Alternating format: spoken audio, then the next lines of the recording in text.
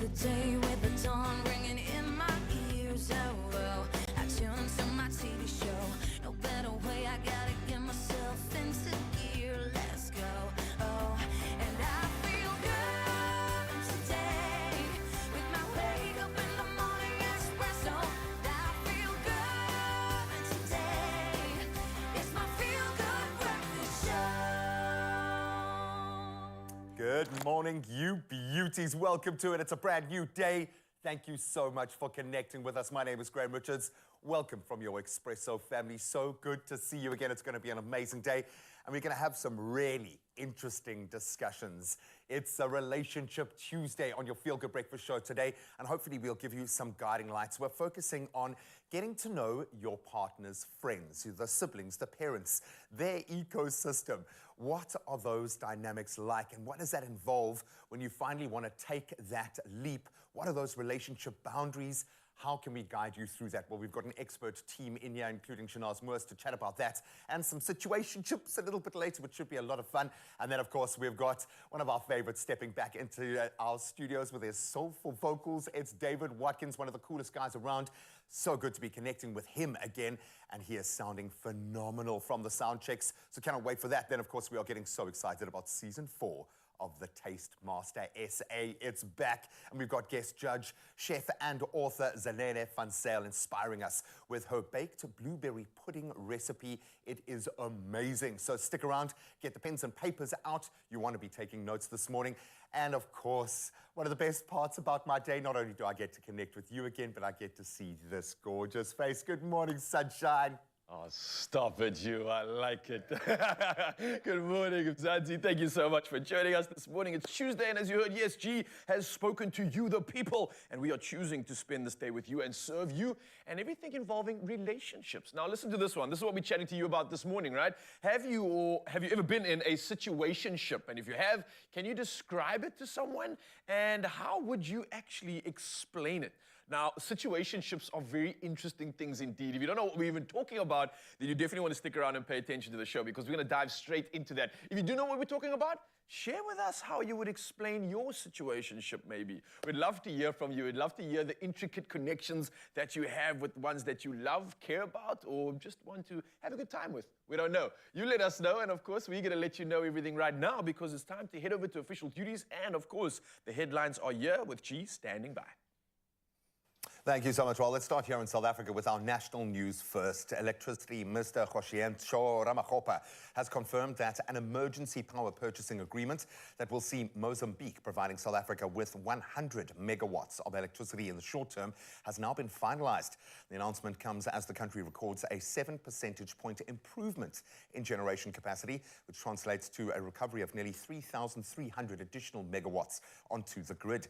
The long-term plan is to import up to 1,000 megawatts from Mozambique that could see load shedding reduced by one stage.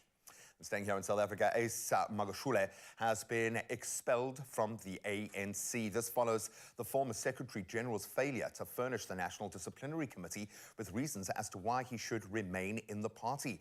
Now, it found him guilty on 2 charges of misconduct. It was after he had written to party president Cyril Ramaphosa, suspending him in 2021. The second charge relates to his failure to apologize to Ramaphosa afterwards. Now, Magashule was given 7 days to make representations before the disciplinary committee after being found guilty of misconduct. Now, casting a wider gaze on the international news front, Ghana is again the leading producer of gold in Africa after a 32% surge in gold production last year. That's incredible. Now, this is attributed to an increase in production in both small-scale and large-scale mining. However, the country is now facing an environmental crisis due to illegal gold mining. Much of the country's forests, rivers, and other bodies of water have been damaged by illegal gold mining. Experts have warned that Ghana could soon have to start importing drinking water if the current rate of destruction of their environment isn't halted. And a little further afield, Pakistan has ordered the evacuation of some 80,000 citizens because of an approaching cyclone. Now, coastal communities in the Sindh province are now set to suffer storm surges of up to 3.5 meters. Pakistan's authorities yesterday began an evacuation effort to move some 80,000 citizens out of the path of the approaching cyclone, which is expected to bring winds of up to 120 kilometers per hour. The cyclone is making its way across the Arabian Sea towards the coastlines of Pakistan and India as we speak. It's forecast to make landfall later this week. Now let's round it off with something inspirational. It's about camaraderie and mutual encouragement, globally known as the Comrades Marathon. Now, testing one's mettle against the murderous distance between Pietermaritzburg and Durban, it's one of the toughest out there. Now, cutoff is after 12 hours, and the huge Kingsmead crowd in Durban this past weekend on Sunday watched spellbound as the last two runners, JP Snyman from Worcester and Sipiwe Dladla from Durban, battled to make it, with JP uttering words of encouragement along the way. Just look at that. Now, they hadn't known each other, but met as comrades, forming a firm friendship on the road during this epic run, and true comrades in arms at the end of their ordeal. And Sipiwe could hardly stand, but JP willed her on, and both made the cutoff to the deafening cheers of the crowd. I know so many didn't make that cutoff, so many just squeezed through regardless. Well done for taking on that challenge. That is what the Comrades Marathon is all about. And that gives us the perfect prelude to a bumper sporting bulletin. Carl's got the latest. And then, of course, we'll get into the weather.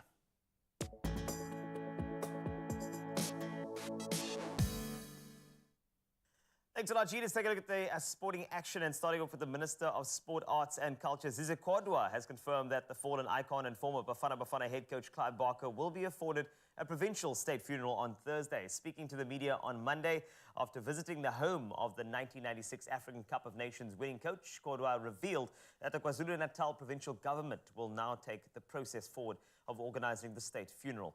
Barker passed away at the age of 78 on Saturday after a long illness. Now on to cricket. Senoran Musasamy was the hero for South Africa A on the first day of the first unofficial test against Sri Lanka. The left-arm spinner ended with 7 for 123 as SAA bowled out their Sri Lankan counterparts for 325 and 83 overs. The Sri Lankan tail wagged significantly as Ramesh Mendis, batting at number 8, scored 78. South Africa are looking for a clean sweep on the tour after they won the ODI series 2-1. On to tennis. Novak Djokovic, fresh from notching up a record-breaking 23rd Grand Slam title, moved back to the top of the ATP rankings, while Rafa Nadal dropped out of the top 100. It was a 388th week as the world number one for the 36-year-old, who jumped 2 places in the standings after his French Open victory. He beat Spanish rival Carlos Alcaraz, who had held the number 1 spot until the French Open in the semi-final. 14-time French Open winner Nadal, however, paid the price for his absence through his long-term hip injury, dropping 121 places to 136th in the rankings. And on to golf. South African golfer Ashley Buhai proved she is not a one-hit wonder after winning her first LPGA Tour title on US soil on Sunday, continuing her blistering form with a 4th title in less than 10 months. The Johannesburg golfer began the final day at the ShopRite LPGA Classic 3 shots behind a leader, Danny Holmquist, before seizing the lead with an early charge that included 4 birdies in her first 5 holes.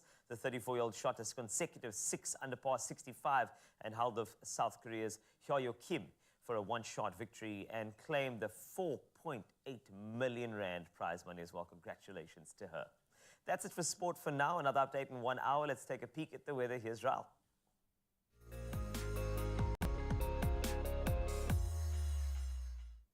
Thank you so much, Carlitos. Yes, let us take a look at the first chance of weather this morning and also a report on weather news. Now, the SA Weather Service has again issued yellow level 2 warnings for damaging winds and waves, resulting in difficulty in navigation at sea, expected between Saldanha Bay and Cape Agulhas. Now, between Cape Agulhas and Mazeppa Bay ports and harbors, which could be disrupted, and vessels may be at risk of taking on water and capsizing. Now, a yellow level 1 warning for damaging winds, resulting in problems for high-sided vehicles on level routes, such as the N1 highway in Cape Town. And meanwhile, a series of cold fronts will move into the Western and Northern Cape during the rest of the week, with windy conditions accompanying the cold and wet weather. Well, from our weather news, it's time to dive into those temperatures for the first time this morning. And starting us off, we head over to Polokwane. The day starts at a low of 6 and a high of 21 degrees. Mbombela sees the day starting at 10 up to 28. Pretoria, 6 is your low up to 18. And Johannesburg starting the day at 5 up to a moderate 15 degrees for your maximum. Over in Mahikeng, the day starting at a chilly 1 degree up to a high of 18. Klerksdorp sees similar conditions from 1 up to a max of 16. Kimberley even chillier from 1 to 14. And then Bloemfontein sees a chilly start of -2 all the way up to 13 degrees Celsius. Carrying on around the coast now and over to Richards Bay, the day starting at a low of 12 up to a high of 23. Pietermaritzburg, chilly start of 7 up to 21. Durban, not too much rain coming through, 14 up to 23. And Mthatha, 9 is your low up to a high of 20 degrees Celsius.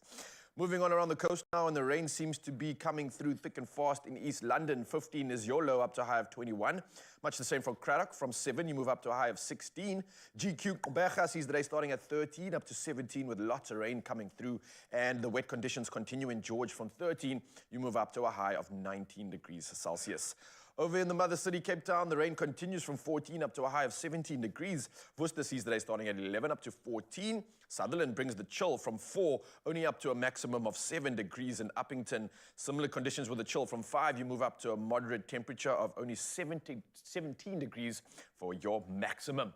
Well, from our temperatures, it's time to head over to our sunrise views. The best part of the morning for me. It makes us smile, and I think everybody else in the studio. So let's get it going. First up this morning, we have Clint out in GQ Gqeberha, showing off beautiful views, enjoying the color breeze of the ocean. And man, you would think that this wasn't even real. Did AI do this? I don't know, but it looks insane. Well done, Clint. I love this one. Next up, we've got Ken from Kai Mouth, and snapped a blast of red glimmering up the sky. And it almost looks as though that house is like Table Mountain. Don't be fooled though, it's just a normal house and a normal roof. But what a beautiful shot. The colors here are exquisite.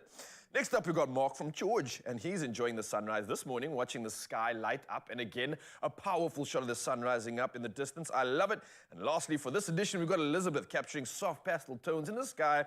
All I can say is, wow, this is outstanding. I love how soft, how warm and inviting this shot is. And you, Mzansi, you've made this possible. Thank you for sending these pictures in. Keep it coming. We'll touch base in another hour and check out those incredible sunrise views, though. For now, let's check out another incredible person. It's the G-Man.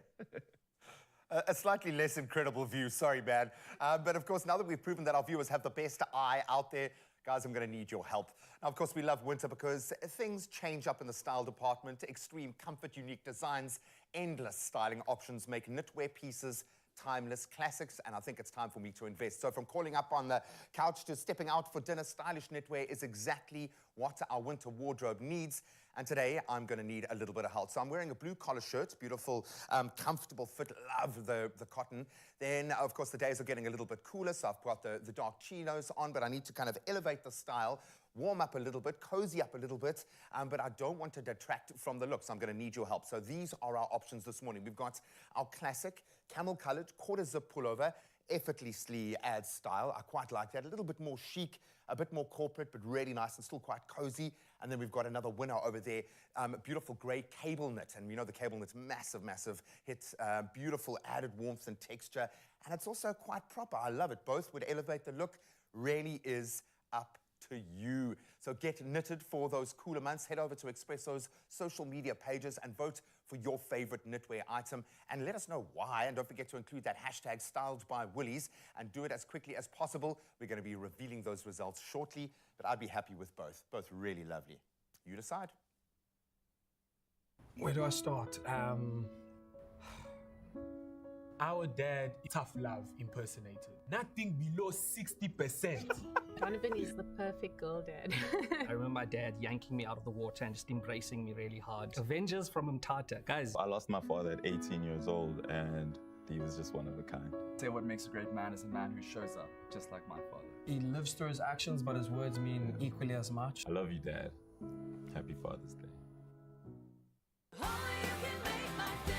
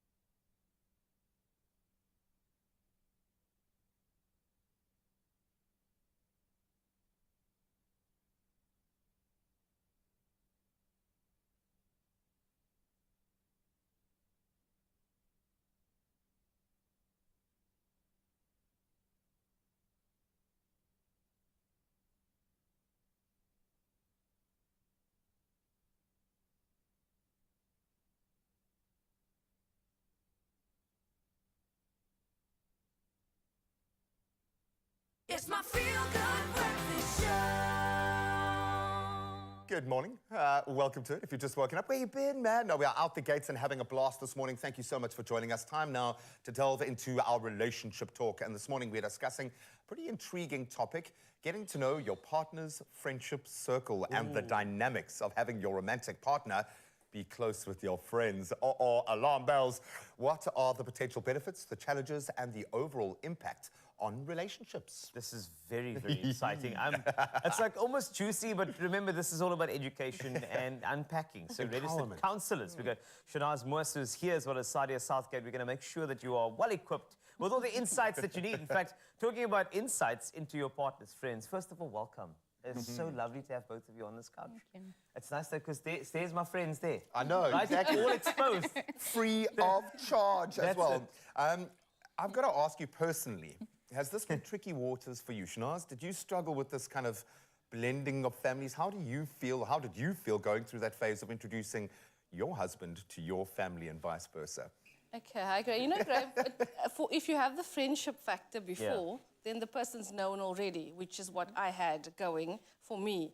There was no hint of romance in the beginning, like 4 years later. And by then, I've revealed my entire life story, all my down stuff. So there was really no hiding the stuff, you know. Normally, you have this courtship phase where you put your best self forward. Your pretend self, sorry. Your pretend self. But in a friendship dynamic, you just you, and you don't think anything more is going to happen. So, yeah, I kind of messed it up, but also won in the end. Yeah, I was going to say, fly under the radar. That's quite nice. I like that. You said 4 years now. Yeah. Okay, but Sadia, here's the thing about friend circles. Okay? How important is it to actually accept these friends? Because sometimes friends reveal themselves a lot later. You know, you do get friends like, oh, my word, no, man, yet she was a friend of mine. Yeah. And then things kind of get unpacked slowly. Special friends. No, but normal friends, you know? So I just wanted to know, how important is it for a relationship to thrive with a significant other? Is there a big impact about, you know, around accepting friends? Yeah, I definitely agree there is a big impact because our friends is considered as our family. And, you know, as we saw yesterday, family is everything, excuse me. And even with noticing that family is everything, if we don't get along with our partner's friends, it could be potentially a breakup because it's one of the big things that we value because, again, it comes down to we value friendships. They might as well just be our family. And, you know, we share the same values and interests. We mimic each other's behaviors, you know. So at the end of the day, if we or our partners aren't getting along with our friends, it gets to that point where we decide to leave. Our friends form us. I mean, I heard a stat that we are basically the average of the people that we grow up with, which makes a lot of sense to me when I look at my idiosyncrasies and where that all comes from. Thanks, guys. Shot, mates. You're welcome. I relied so much on my friends, certainly growing up. They've influenced me. This gives you an opportunity to look into your partner's world, kind of see them as they are in their natural habitat. Why is it important to see your partner, if it's potentially a long-term partner, engaging and interacting with their friends? I think that when you have that bond with friends, you're more relaxed. And there may be a version of yourself that comes out when you're around your friends that your partner may not have seen and be like, hey.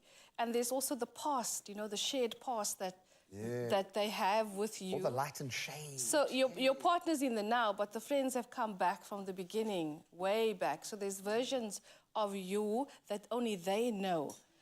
So there's an insight that they have to offer to the partner about who you were and who you are now. I love that. That is very intriguing. But now here's a dynamic. I like curveball. Sorry, Sadia. But let's just say if you see that your partner has a friend that is a bad influence, you know, somebody who enjoys certain behaviors and you can Why feel... are you looking at me, Sadia? I saw that. Why are you looking at him? It's just, that only happened once. Anyway, so what do you do then as a partner? I mean, do you have a leg to stand on when this person sometimes knows the friend longer than they know you as their partner? Like, do you have a leg to stand on to actually intervene and say, hey, I think this is a bad influence? I mean, are you setting yourself up for the, I've known him for 18 years, what are you talking about? My brother. Yeah, exactly. So how do you navigate that? Yeah, I think the easiest answer is you flee the country or you move to a different country.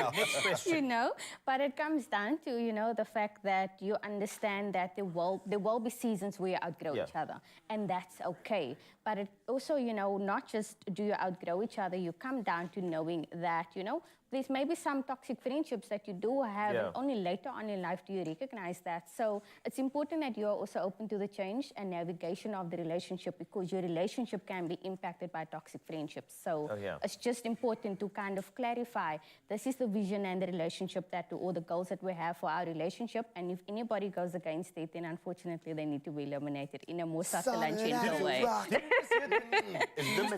Eliminated. We've got to get out of here. Get out. We'll be back. Okay, well then I was gonna ask a question about what if that friend is a female friend or a male friend. I'm not even gonna go there right now. I'm gonna give us time to stew on that one. We are talking relationships this morning and meeting your partner's friends. Let me tell you, the conversation is just heating up. And as you've seen from the temperatures as well, things are chilly. So I've got my cup of Jacobs here. I'm sorting my morning out. And I'm wondering, are you doing the same thing as well? I don't know. Let us know, of course. And get yourself warmed up on a cuppa maybe too. It's something that you can definitely enjoy throughout the show this morning. And if you want to get even more warmed up, myself and Carl are going to be getting changed and getting our workout on. So you've got every reason to get fired up for this morning. And all I can say is cheers. We'll see you there. Don't go anywhere.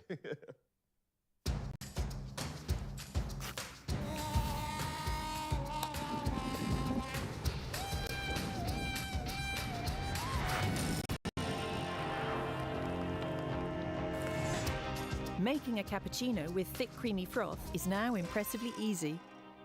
Jacobs.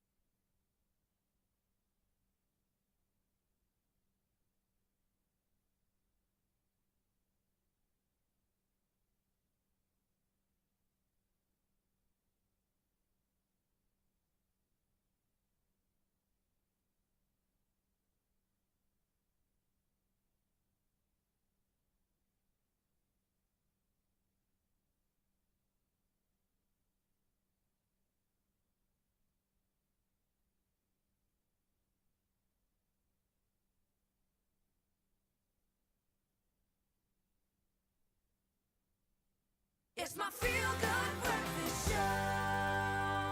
Welcome back as we continue our conversation around connecting with your partners and loved ones, particularly their friendship circle. As they say, our friends are the family we choose, but they really must be seen as family. So, Sadia, you dodged a bullet with this one. I'm going to throw it straight out to you. And Shanaz and Sadia, thankfully, have hung around to get into the saucy topic a little bit deeper. What happens if that friend is of the opposite sex, and this potentially could be a threat to you, or at least makes you feel threatened? How do you handle that kind of situation if there's a very close friendship and it does make you uncomfortable? Yes, I love that question because it's actually a very common thing that happens in must happen all the time, yeah. in relationships, especially if there's a lifelong friendship that has developed before the relationship. But it's important that you are open and have these honest conversations with your partner before. And for example, if you are considering to have a hangout with your friend, have the conversation with your partner and also prioritize your romantic relationship above the friendship, because that's what's important, and it comes down to that, you know, because at the end of the day, it can cause insecurity in the relationship. It can cause mistrust. And also just, you know, the partner just decides that they don't want to be there anymore because it's just too much. Yeah. So it's important to bear that in mind and also just to prioritize your romantic relationship above the friendship. And you know, life has seasons, and if you're moving into that season of your romantic life, you have to make your partner front and center. It just works like that. That being said, the partner does come with a little bit of baggage in the form of parents and siblings, and we are here for that. That's part of the blending process. We love it. How do we tactfully, when we are being introduced, when we are entering into that space, how do we approach this when it comes to parents? What, as a partner, should we be doing when meeting our partners, family and parents, and trying to integrate, if you will? I think that also, you know, an awareness about who the person is will help that first meeting going well. So you're not going to introduce your parents to someone you've never spoken about, that they know nothing about. So it's kind of you warm up the whole situation, like a preamble to the meeting. Show some photos first, a video. Yeah, both sides. tell your partner about your family, your parents particularly, and talk to your parents about your partner so that everyone's prepared for, you know, what could... And have like a preset.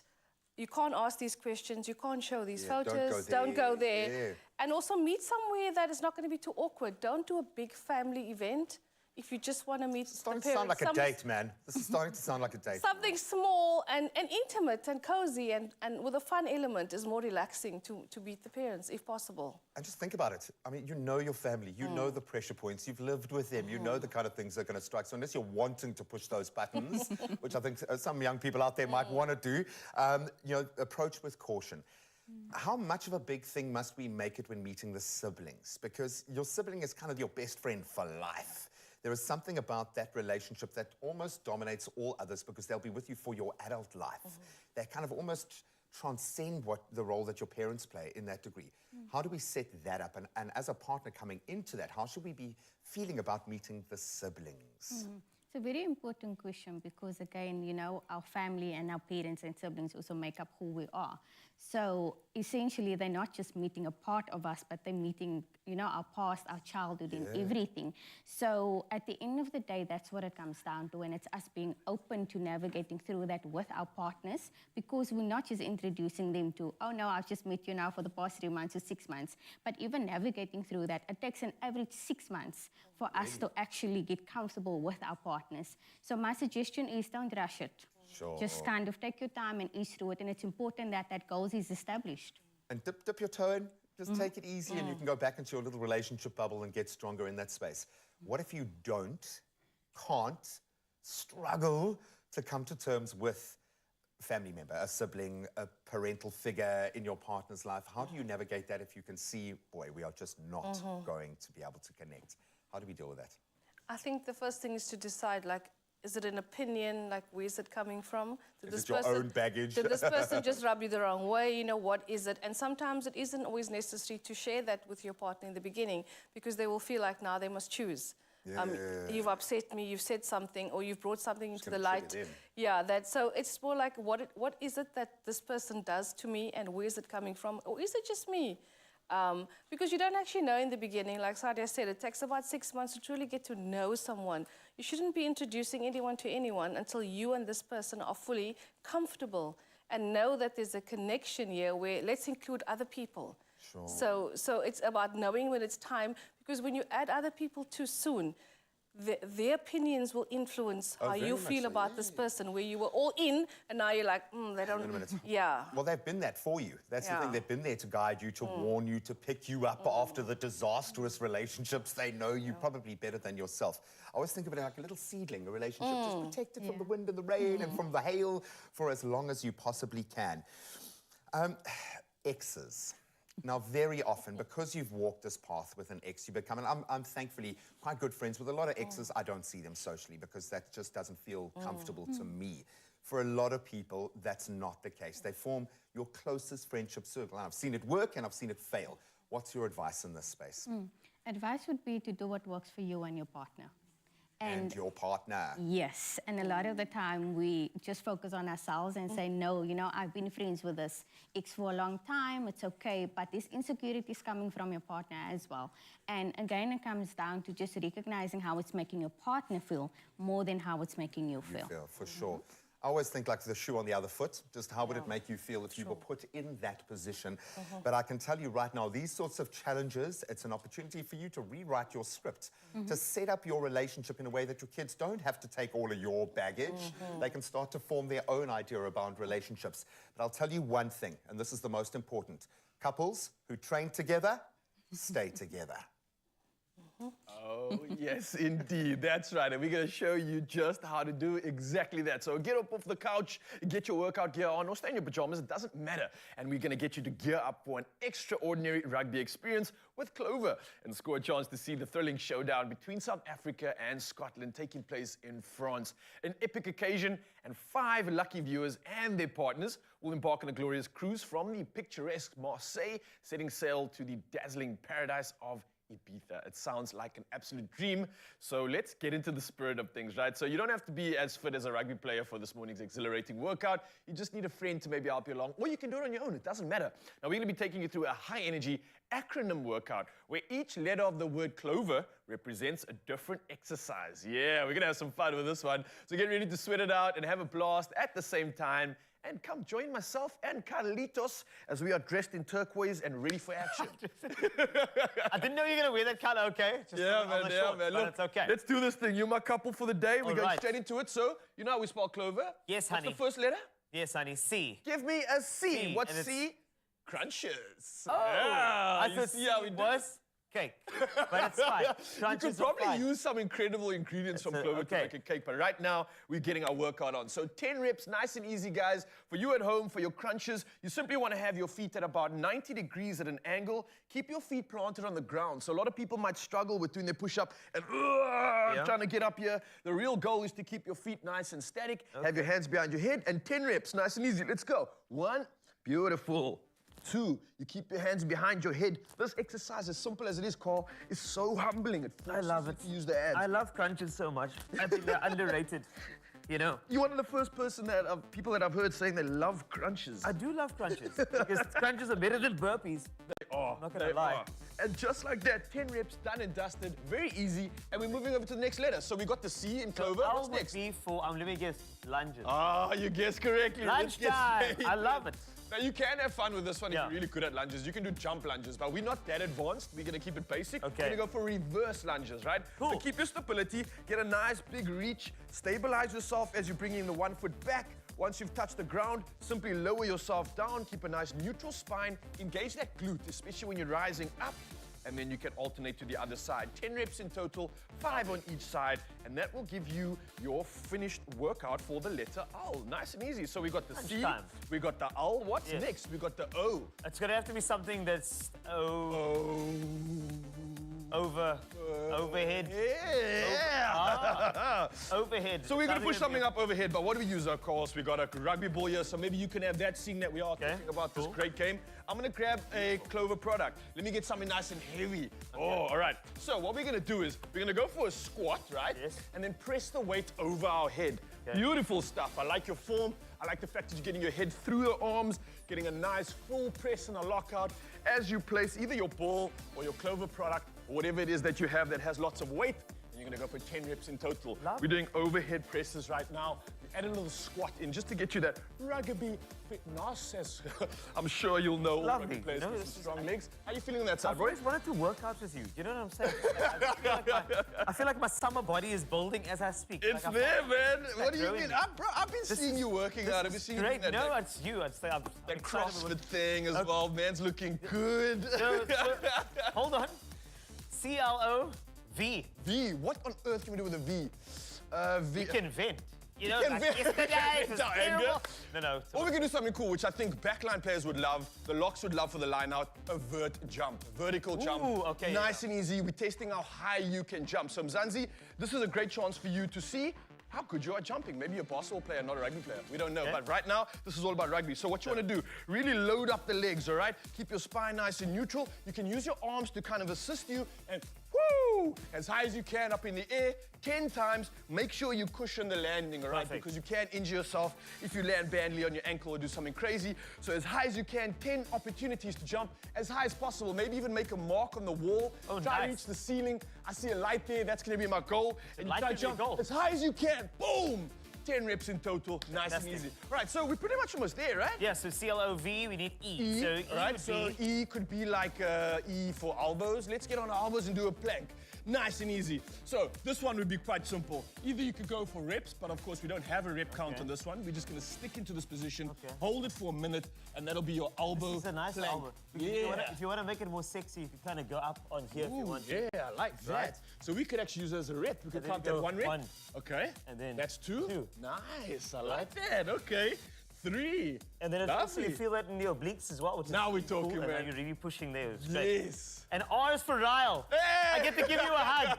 Oh, it's gonna be nice and fun. This is my Oh, no. favorite one. Russian twists. Everybody's done Oh, this. these You can do it ones. again. Grab your ball if you want to. Okay, cool. I'll grab a crush and essentially having the weight in your hand, touching either side of the floor while keeping your legs in the air, and you're going for 10 reps in total. These are Russian twists, and we've officially spelled out Clover! So I don't know how much you enjoyed that, Mzansi, but I great, definitely did. This is a great love way to that. have fun. You can do this with your family. Like G also said as well, couple goals. If you want to train together, get a great relationship on, then you can do exactly that too. But right now, whew, we've worked ourselves up a sweat. I've earned this one, and You have. so is Glad. my workout partner over here. Since Man, you- you've got options. No, I'm just You've got options. Just gonna grab the button. Aim for the button. But for you, Mzansi, don't forget, here's a reminder, physical fitness is a passport to greatness in the world of rugby, as you've just seen. And speaking of passports, you might want to get yours ready. Yes, don't miss out on Clover's Rugby Experience competition. Now to enter, buy any Clover product and keep your till slip handy. Then dial *120 *560 hash, and then follow the prompts. It's that simple. On top of this, you can keep watching Expresso daily to find out more. Your T's and C's can be found at clover.co.za. So what are you waiting for? Get involved. We'll see you there. Cheers. Butter them up, baby.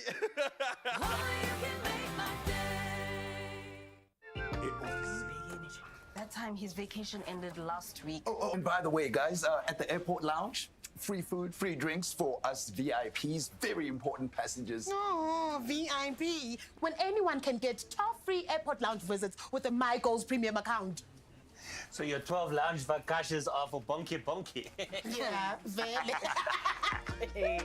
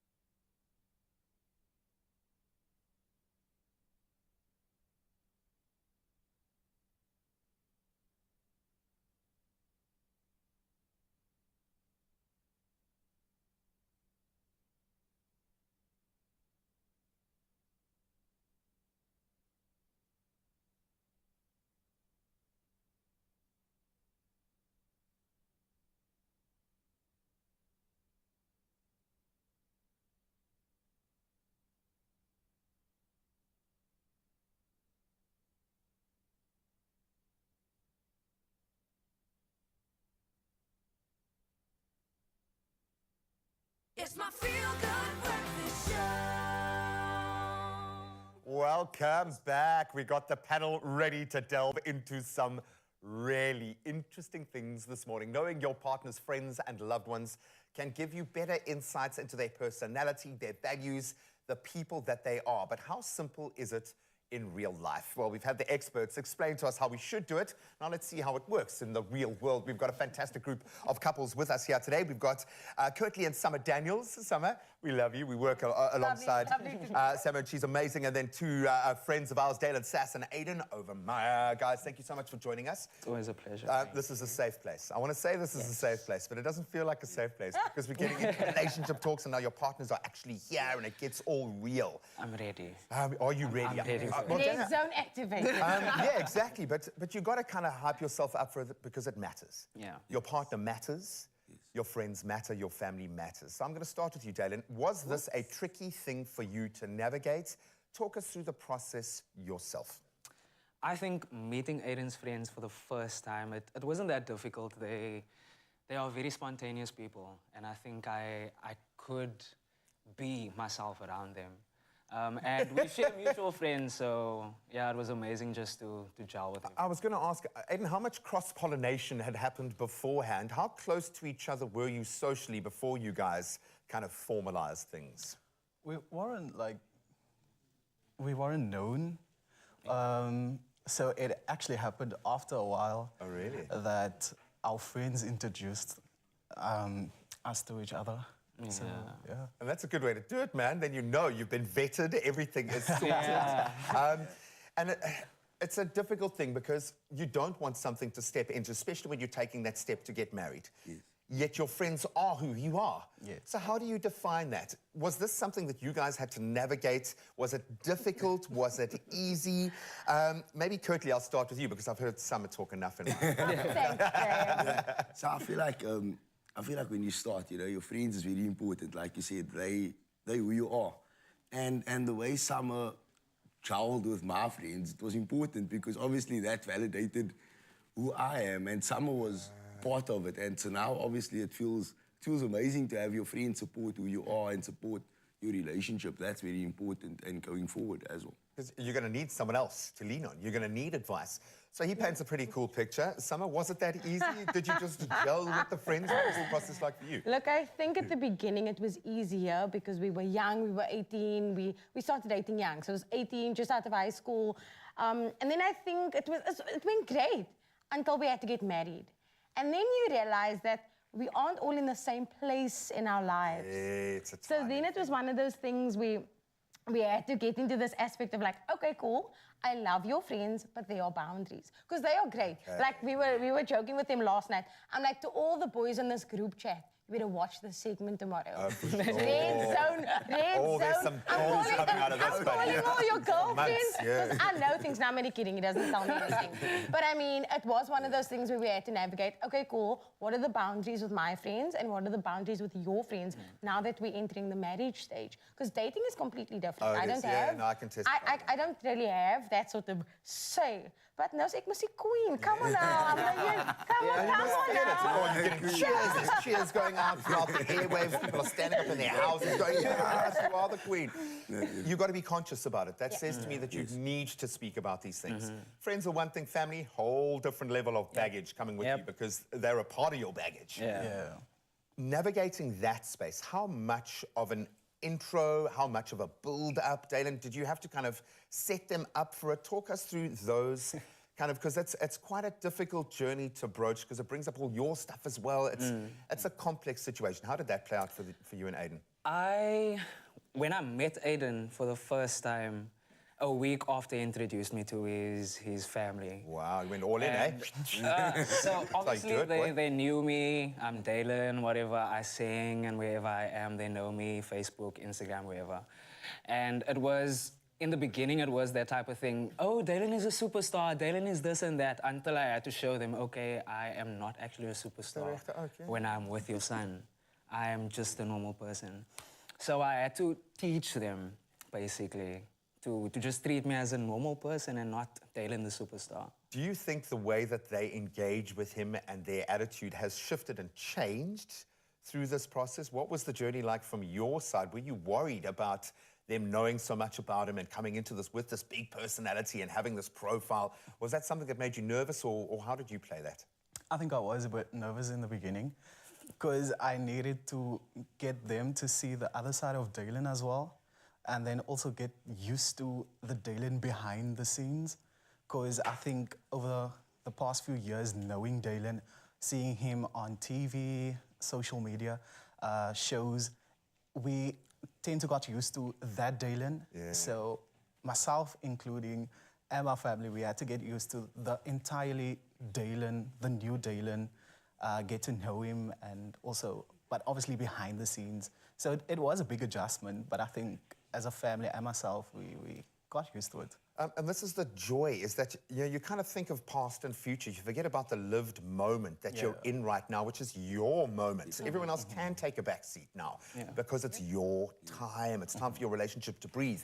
But you do need some help along the way. You need your family and friends around you. They inform who you are, the person that you are becoming as well, and everything that you want out of life. So we want to keep this conversation going online and on our WhatsApp line. Drop us a voice note if you've gotten into a hairy situation with family and friends making an introduction. If it's gone horribly wrong, we want to hear about it. 063-408-8863. Let us know. The conversation will continue. I'm absolutely loving this conversation. It is heating up, but we need to heat somebody else up, and that's G. Now, earlier on the show, Graham asked you on social media to help him choose between two stylish knitwear items, right? So we got options. We had option one, which was a classic camel quarter-zip pullover, and then we had option number two, which was a grey cable knit pullover. Now, I know the G-Man would look good in either of these, but let's first take a look at some of the comments and the votes that came through from Jum Zanzi and Esna. Henry starts us off saying, good morning, Expresso. Number two will look great on the G-Man. All right, so that's that great pullover. We've got Glenn Aaron also saying, good morning. Option two does it for me. All right, so we've got two votes for number two already. Werner Simons comes through and says, option two, the grey for Graham. And then Annalisa seems to agree. Good morning. Option two will fit perfectly. Hashtag styled by Woolies. And then Ashwin also comes through saying, I really like option two. Geez, option two is taking over here. For Graham, the knit and the detail on the front are so stylish and adds detail and texture. And then Louise Johnson coming through, adding to the panel of option tours and the great cable knit pullover. So I guess our work here is done. Thank you, Mzansi, for coming through. Let us do one more thing and bring our beautiful model in here. We have a winner. Dum, dum, dum. Whoa. Calm down, everybody. Calm down. Calm down. I know. I can make anything look awkward. I know. It's my special gift. I love it, man. What? Look at you, Daddy. Come nice, on. Man. This is lovely. I actually thought this was going to be the cozier of the options, and it is very cozy, but it actually dresses it up a little bit. It does. You've got this, you know what the word is for me? It's screaming regal. Regal. Wow. You've got some royalty about you right now. When you say screaming regal, like, France!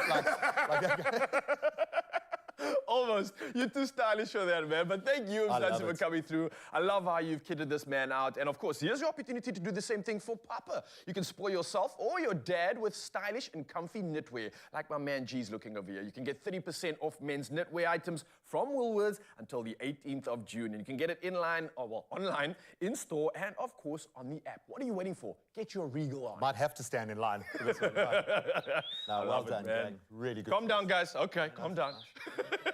Where do I start? Our dad, tough love impersonator. Nothing below 60%. Donovan is the perfect girl dad. I remember my dad yanking me out of the water and just embracing me really hard. Avengers from Mtata. Guys. I lost my father at 18 years old, and he was just one of a kind. Say what makes a great man is a man who shows up, just like my father. He lives through his actions, but his words mean equally as much. I love you, Dad. Happy Father's Day.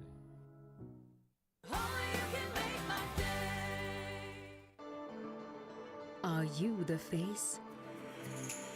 We're looking for 3 fabulous women to be the face of Gynaguard.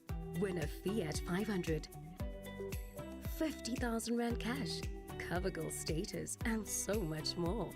To enter, buy and try any Gynaguard product and tell us about it at faceofgynaguard.co.za. You could be the one.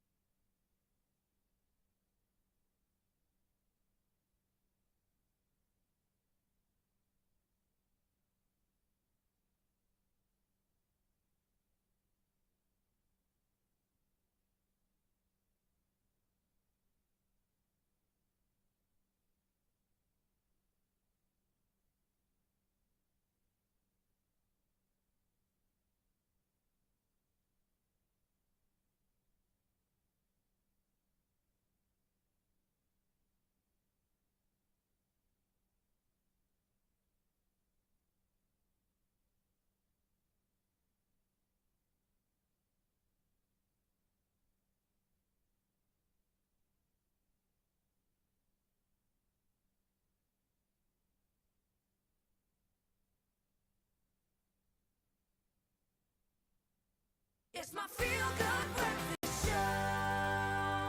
Welcome back to Feel Good Breakfast Show. Expresso here on S3, and I've been brought into this conversation because they wanted more tea to be spilled. They are welcome.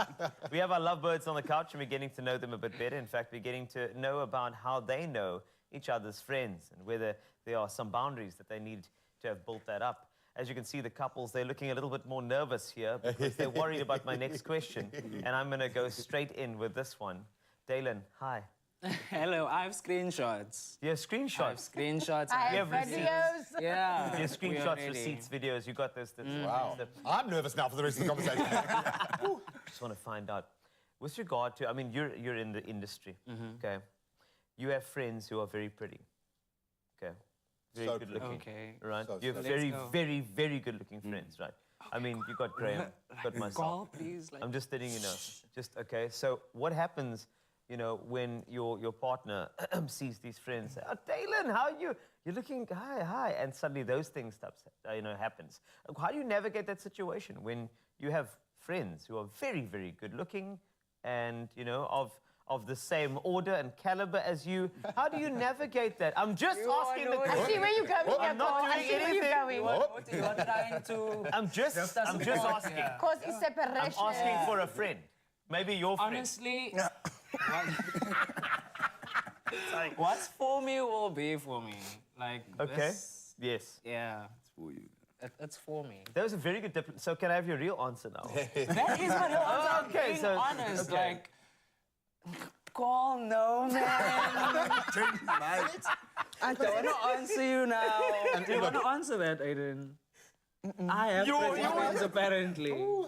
Have you had to deal with this before? Has there been a moment where you felt compromised in a situation like that? Like where you felt like, hang on a minute, I don't have a voice in this moment. Someone is stepping over a line. How do you deal with that or process that yourself? Well, I don't think there has been a situation as deep as that. Fantastic. I think the bond is too strong for that interaction to take place. And I think we speak about it a lot, eh? When we get home after I perform somewhere. Yeah. Like we that guy speak was- about it. Oh, did you see how good that one looked? That type of thing. Oh, so you have a... We act on it now. A mutual appreciation of the aesthetic. That's all you have to do, right? Especially at your shows, you know, people start screaming and shouting and taking But shots that's off. cool. Anyway.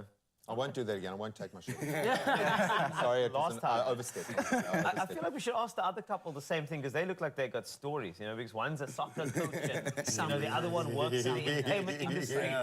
Naturally, somebody... They're clinging to each other. They're like, wow. I mean, you know, how sometimes people try to take a free kick with you, Mania, and then you got, you know, someone to kick them back. So I had it on the other side. Okay. Fortunately, Summer doesn't want to have friends or like, I'm like, Summer, you need to have like I friends. asked him, are you going to tell the South Africa that I don't don't really have have friends? friends. He was like, well, at least So I'm I'm telling like- the truth. It is kind of the topic of our Summer, discussion, though. Call the girls out, like invite them over, like have your spa day here at home. You can do it at home. Yeah. Am I married to the And so I girls was or am I and married so I was to like, you? but I'm married to you. I just want time with you. I don't want time with anybody else. So then I'm You like, see, so okay. that's the difficult thing because Curtly is vrienden met almal. Like, he's that person who's like, you know how those pastors like, hi there. So that's Curtly. So I don't go to a mall with Curtly. I don't go to a field with Curtly because Curtly's friends with everybody. He came in here and everybody's like, Curtly. I was like, I work here. Hello.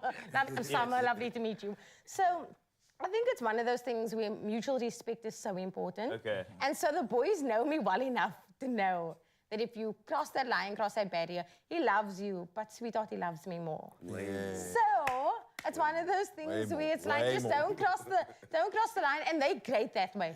But, okay, all of this is great, being serious. He just wants a game of golf, man. He just wants you to go and spend some time with your friends so he can have some time with his friends. Okay, Summer?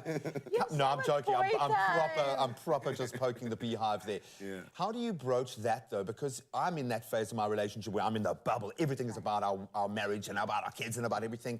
It would be healthy for both of us to have an outlet. Is this something that you guys talk about? And we'll take you out of the hot seat for just a second. How do you guys disconnect from each other? Is there space to be individuals within this kind of relationship? How does that look, Dave? Oh, me? Well, you're both going to have to weigh in, man. Yeah. Like I said, we have mutual friends. So he will have his time with the mutual friends. I will have my time with my mutual friends or our mutual friends. Distance from our friends especially and distance from this helps a lot. Yeah. I knew the friends before I knew him. He knew the friends before he knew me. So we have different relationships with everyone in our circle. Great. So that time apart, it really means a lot. It's healthy. It is. Is it conscious, Aiden? Is this something that you guys are conscious about, or is it just naturally I think played out like this? it just naturally played out that we have time with, seeing that it is mutual friends, have time on our own with our friends, but also have time apart. And not You're together. just amazing. You're just amazing. Pretty people. balanced That's it, couple. yeah. I like that, eh? I love that. Also, when you have friends that are friends, right, they can report back. Friends. I'm just saying, you asked me to sit down. They're not going to let you do this again. I'm not here for a holiday. I'm I'm here for the tea. That's what I'm. And for you to, are you deliberate in? I mean, I know your jobs are very different, but which actually separates you in that particular time. But socially, there's also a need for space, because I feel like an occupational week, everybody goes to. Is there really a need for space? Corners. Yes, I think you and my wife would be like this. I feel like you and I would. We both dancers, we both, you know. No time now, eh? If you want to set up a boundary on national television, you must do that now, my friend. It happens now. Tell me in love without telling me in love. Hey. Okay, just be careful because you must know when you're going to sleep tonight, yeah? I feel like the balance is very important, Yeah. like in terms of, and that's important. You have to have time with your friends, and I think that's, it weighs down on who's your friends, because if your wife, your girlfriend trust your friends, or trust you with your friends, then it's important for you to have that time. Then she'll be more willing to, oh, it's okay, no, don't worry. Oh, I didn't know what time you came home last night. I was fast asleep. Because of that relationship that's been established before and the trust. So that's very important. Okay. Yeah, and unfortunately, trust is a track record kind of a thing. Okay, you can't buy it, you can't get it instantaneously. You got to earn it along the way. All right? Yes. And then I'm gonna apologize in advance because everyone has that one friend. Okay, we're not talking about that one friend who's got to deal with it. Okay, because that's just how life works. You guys have amazing bonds. Thank you so much for being so vulnerable and opening up for us. We absolutely love it. Please don't go and have a big fight straight after. All love. And to the WhatsApp group, hope you enjoy those memes today. All the boys chat. The boys chat. Thank you so much for that incredible conversation, and to our panelists. For now, though, it's time to kick off with the official duties once again, and starting with national news headlines. Now, President Cyril Ramaphosa says the SA economy is undergoing fundamental transformation, making it more competitive and inclusive, and also promoting growth. Now, in his weekly letter to South Africa, Ramaphosa mentioned several reform plans to bring about long-term structural change in network industries. Now, these include sectors for electricity, telecommunications, water, ports, and railways. Now, many of these structural reforms are rooted in legislative and regulatory changes. And he says they will have lasting and significant effects on people's lives and on the economy. Well, sticking to national news headlines, Electricity Minister Situationships Ramaphosa has confirmed that an emergency power purchasing agreement that will see Mozambique providing SA with 100 megawatts of electricity in the short term has been finalized. Now, the announcement comes as the country records a 7% point improvement in generation capacity, which translates to a recovery of nearly 3,300 additional megawatts onto the grid. Now, the long-term plan is to import up to 1,000 megawatts from Mozambique that could see load shedding reduced by one stage. Well, from our national news headlines, it's time to head over to international news. And a British citizen yesterday attempted to scale the world's 5th largest building without ropes until South Korean authorities forced him to abandon his climb more than halfway up the 123-story Lotte World Tower in Seoul. Now, 24-year-old George King Thompson made his way up the landmark skyscraper for more than an hour as police and fire crews gathered below. Now, on the 73rd floor, he was forced into a maintenance cradle and into the building. Then police took him into custody for questioning. Well, carrying on with the international headlines, Ghana is again leading producer of gold in Africa after a 32% surge in gold production last year. Now, this is attributed to an increase in production in both small-scale and large-scale mining. However, the country is now facing an environmental crisis due to illegal gold mining. Much of the country's forests, rivers, and other bodies of water have been damaged by illegal gold mining. Now, experts have warned that Ghana could soon have to import drinking water if the current rate of destruction of the environment isn't halted. Lastly, in our headlines this morning, one of the most spectacular natural phenomena in the world, the annual sardine run along the KwaZulu-Natal coast has started. Now, this is when crowds of frenzied human predators converge on the area to join sharks, game fish, marine mammals, and birds as large shoals of sardines move in a band up the coast. Now, the KwaZulu-Natal Shark Council yesterday said around 120 crates of sardines had been caught at Scottsborough's main beach, south of Durban. And spokesperson Wayne Harrison says it appears as if the sardines are now moving north to Amanzimtoti and Durban beaches in the coming days. The greatest shoal on earth is with us once again. Oh, exciting stuff indeed. And if you're in the area, you should definitely make a chance to go check it out. For now, though, it's time to carry on with the rest of the headlines. And here's the latest when it comes to sport.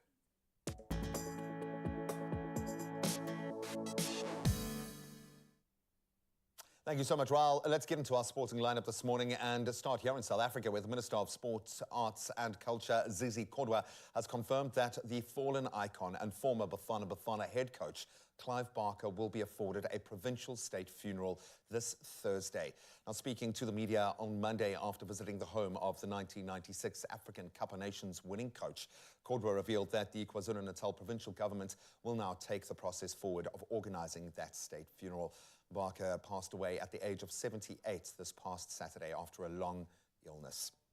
Now we turn to cricket, and Senuran Mutasamy was the hero for South Africa on the first day of that first unofficial test against Sri Lanka. So the left-arm spinner ended with 7 for 123 as SAA bowled out their Sri Lankan counterparts for 325 in 83 overs. The Sri Lankan tail wagged significantly as Ramesh Mendes, he batted at number 8, scored 78. South Africa are looking for a clean sweep on the tour after they won the ODI series 2-1. Now we turn to tennis and the tail of the tape after the latest Grand Slam. So Novak Djokovic, fresh from notching up a record-breaking 23rd Grand Slam title, he's moved back to the top of the ATP rankings as expected. While Rafa Nadal, he's dropped out of the top 100. So it was a 388th week as the world's number one for the 36-year-old. Crazy. He jumped 2 places in the standings after his French Open victory. He beat Spanish rival Carlos Alcaraz, who had held that number 1 spot until the French Open in the semi-final. Then a 14-time French Open winner, Nadal, however, he's paying the price for his absence through his long-term hip injury, dropping 121 places, in fact, to 136th in the rankings, but I think he'll climb quickly. Now, speaking of climbing quickly, she's making it a regular thing now. Let's turn to golf. South African golfer Ashley Buhai proved she is not a one-hit wonder after winning her first LPGA Tour title on U.S. soil on Sunday, continuing her blistering form with a 4th title in less than 10 months. And these are some hardcore courses to do this on. The Johannesburg golfer began the final day at the LPGA Classic 3 shots behind leader Danny Holmquist before seizing the lead with an early charge that included 4 birdies in her first 5 holes. The 34-year-old shot a consecutive 6 under par 65 and then held off South Korea's Hyo-Joo Kim for a 1-shot victory and, of course, claiming that cool 4.8 million rand prize money. Thoroughly deserved and thoroughly warranted. Oh, keep it up, Ashley. And that's where we leave our sport for this hour of the show. Let's hope that the sport out on the roads is a little less frenetic. Cole's got the latest.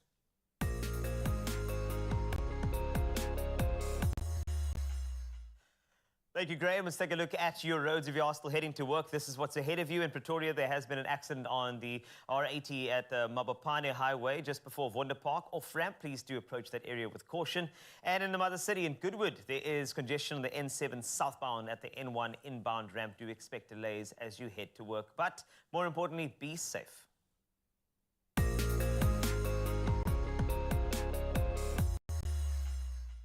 From traffic to your weather news. Now, starting here, as you know, the earthquake has been taking the headlines. The Council for Geoscience is investigating whether mining activity or fluctuations in groundwater levels caused the earthquake that shook large parts of Gauteng early on Sunday morning.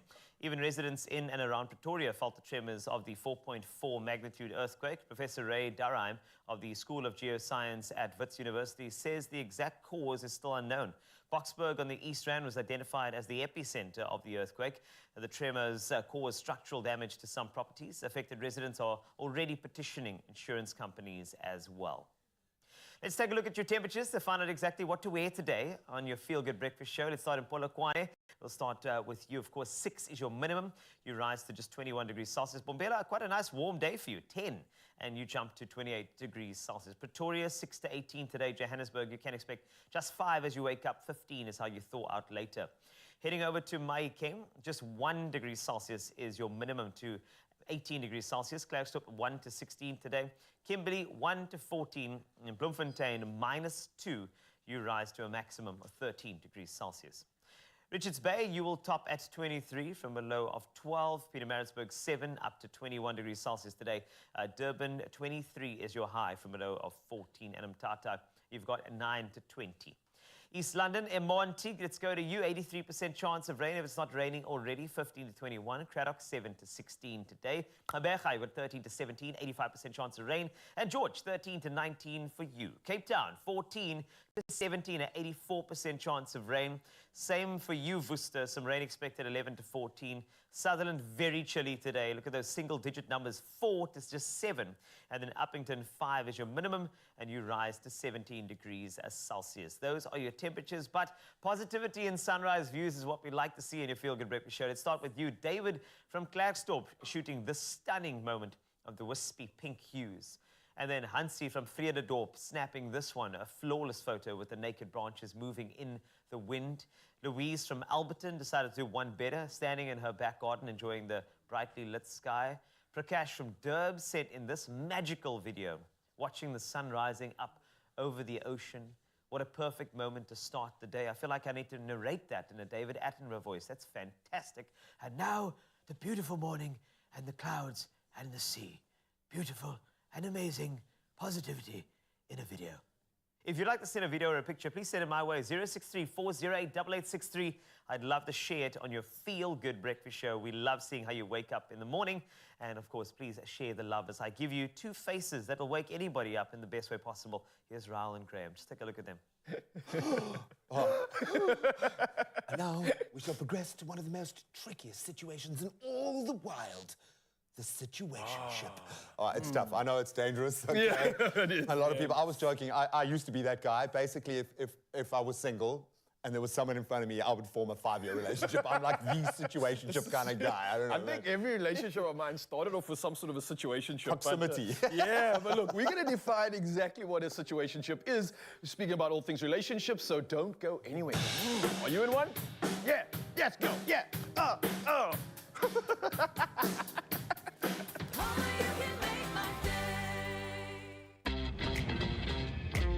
Do it like this.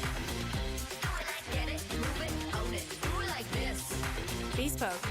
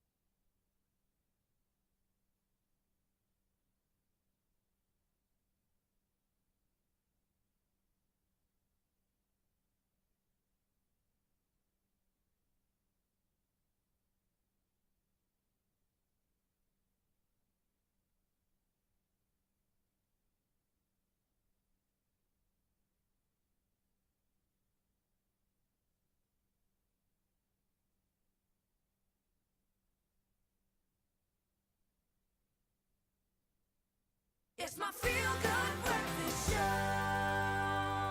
Welcome back to Feel Good Breakfast Show. Expresso here at S3. I don't mean to sit on this couch here and just continue spilling tea, but it's that type of day today, isn't it? It isn't. Non-committal relationships is where we're going now. Oh, what fun. Now, the Urban Dictionary definition of these little things, right? They coined this new term. Now, first there was booty call. Yeah, I remember that. You know, friends with benefits I came know up about as that well. one, There was yeah. even a movie called Friends with Benefits as well. And then situationship. What exactly does this term mean? And how do you know you are in a situationship?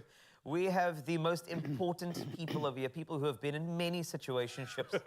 Sebastian Newman and Summer Daniels are here to... Sounds about right. They've been, just, honestly, we've actually selected out of the entire crew that we have here, people whose DMs are the most flooded. It's a rigorous process, yeah, I must say, but we found the cream of the crop indeed.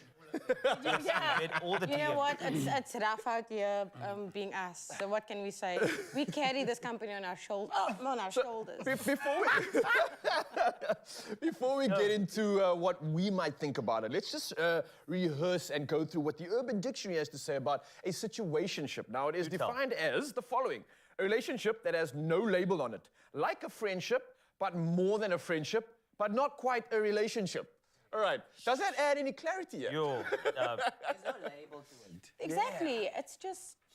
It's just, it is what it is. It's like an is what it is kind of moment. That's such a situationship line. It is It is what it is. Also, I think, just personal, this is on my own views, people who are in situationships are toxic. That is... If you red flags. Hold I'm going on. to say that with my hand up. But now, isn't it fair to say that, like, some people are aware that they're in a situationship and some people are not? So that is the thing that we were speaking about. So yes. before I married my husband, so we were in a little situationship, but I didn't know we were in a situationship. He obviously knew we were in a situationship. Love him, best husband ever. He grew, as you can, did you see that man? Yeah, chocolate Good save. pie. Okay, you continue can- saving. Go, enjoy it. No, but so it's one of those things where, like you said, I didn't know we were in a situationship. Yeah. However, when I found it out, it's one of those things where, listen, these are my demands. Either I'm the only or there's none, right? Summer situation is actually something else, but I'm going to tell you about that later. Okay, I want that. So, but it was one of those things where, in his defense, we got into the situationship because I didn't want to be with him. In grade 10, he was like, I love you, you're my wife. I was like, we're grade 10, 16 years old. We're not getting married. But that's really sweet. So at the age of 18, when he told me, like, okay, it's it now, like, you're actually gonna be my... And I was like, no, we're friends, lol. You know that, when we're friends. Yes. But you're so much more than friends at that point. Yeah. But it was one of those things where I'm not putting a label on it. Otherwise, it means that you have to meet my parents, and then we have to go on dates. Gotta get and you have to be my boyfriend. And as my husband. There is so it's something really over good. here that I can tell you that is quite... It's quite pertinent, but I'll get there in a second because I did some research for all of us. Thank So I you must. so Right, I much. did so. Right. So masterclass.com, they've put together 5 telltale signs that you might be in a situation. Okay. So I just Give want it to to us. weigh in very briefly around the room here. Number 1 is you deal with inconsistent behavior. Inconsistency is a common trait of situationships. You don't know when you'll see or hear from each other next, nor do you inquire about that. It's kind of just, it is They what know it when is. to contact you, when they want to contact you. Oh, yeah, that is true. Have you ever been like, hey, I was messaging you. Yeah, I was sleeping. I'm like, yo, but it's 12 o'clock in the afternoon. WhatsApp's broken. Yeah, I was sleeping the whole afternoon till 5 o'clock. Tired. It's 18 hours of sleeping. Next one is you have no long. The next one is you don't use labels. Situationships lack definition by nature, so you and your partner likely haven't sat down to discuss whether you want to be in a serious relationship or not.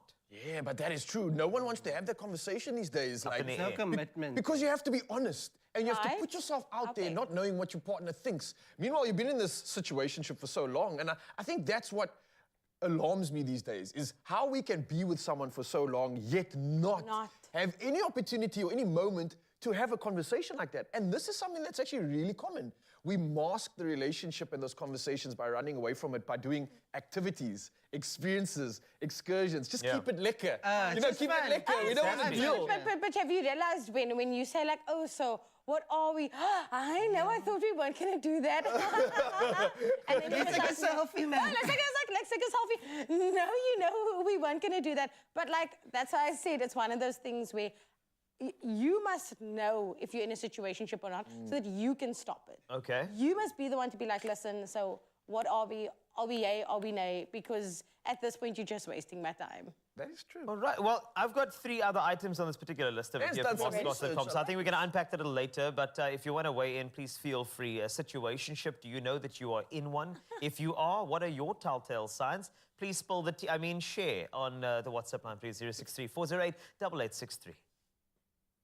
Oh, thank you so much, panel. Yes, we will continue to chew on that crystal, but let's lighten the mood just a little bit and show some love. It's a brand new week and a new chance to nominate an Omar in your life as the official Expresso Omar of the Week. It's back, baby. We want you to nominate someone who deserves to be appreciated and recognized for the love they bring into your life and the people around them. So I'm bringing some of the guys that I love the most in the world. I just want both of you to know, okay?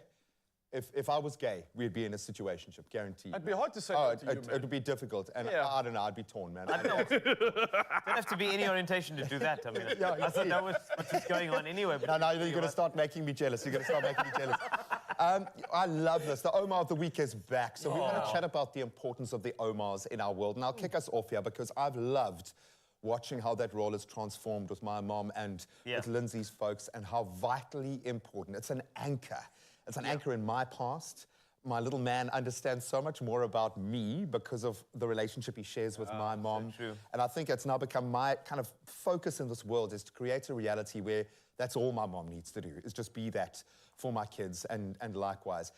I mean, you've had to go through this gateway as well. Yes. How has that role changed? What have you enjoyed about seeing that? I've been loving the fact that, I mean, first and foremost, like all the dirt is spilt in the best way possible. But can I tell you what that does? When Omar tells The you legend is about established, yeah. about who you are and where you've been, I think the beautiful thing is that it humanizes you to your kids because suddenly you're a superhero and like, oh my word, you also made a mistake there. You also did that. Suddenly it feels okay for them to be a bit more vulnerable, I think. I think that's the virtue of a Omar. Like they allow your kids to know, they actually educate them about who you are, what you've been through. And I think that is so much power, is that it humanizes and softens you a lot more. So it's like, oh, well, what? I thought Dad had a cape, but now Dad did these things, and now all the adults are like laughing, and I think that's the greatest thing. It's like, oh, well, what? I can also make some mistakes. I can also be a normal person, so I don't have to be this perfect ideal to my dad, and I think that's beautiful. All my son asks my mom is, what was the naughtiest thing that he did? What was that's the the naughtiest thing, thing that I did? right? What was the naughtiest thing? And I think he's actually writing them down, dude. Is this something that makes you excited as you're about to take those steps into getting married and having children? Yes. Let's put it down, yeah. Yes? Are we listening? But honestly, that is a gift I think anyone would be just absolutely blessed to have. Going through that transition, going through a process, and for me, even seeing it from my cousins and some of my family, my sister even. We had this reunion like a few weeks back, and you see like your ma there, and you see like her blood and how far it's like transcended, and this connection that has been created from this one person essentially, and how everyone is connected because of that.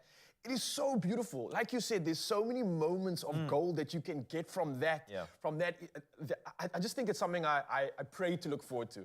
And I hope I get one of those moments where we can have this huge family and I have my kids involved as well. And they're asking these questions because I really think that's the gold in it all, man. Well, and it's the emotion, that common thread. And like my mom was all about compassion. Yes. And that's become the common thread through our family, which is, you've earned a rusk. You've earned a rusk, man. Take it, man. Take two. this. You've earned an Omar.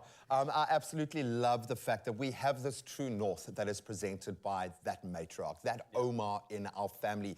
And if you've got an Omar that deserves to be crowned Expresso Omar of the Week, it's a big one, then send us your very special message on the Expresso Facebook, Twitter, or Instagram page and use that all-important hashtag Omar of the Week, and we might just give her a shout-out live on air. This is going to make someone's day. We've seen it. They absolutely love it. So nominate someone extra special. We can't wait to hear from you. Oh, I'm going to have a rusk. You're also allowed. You are allowed. Oh, thank you.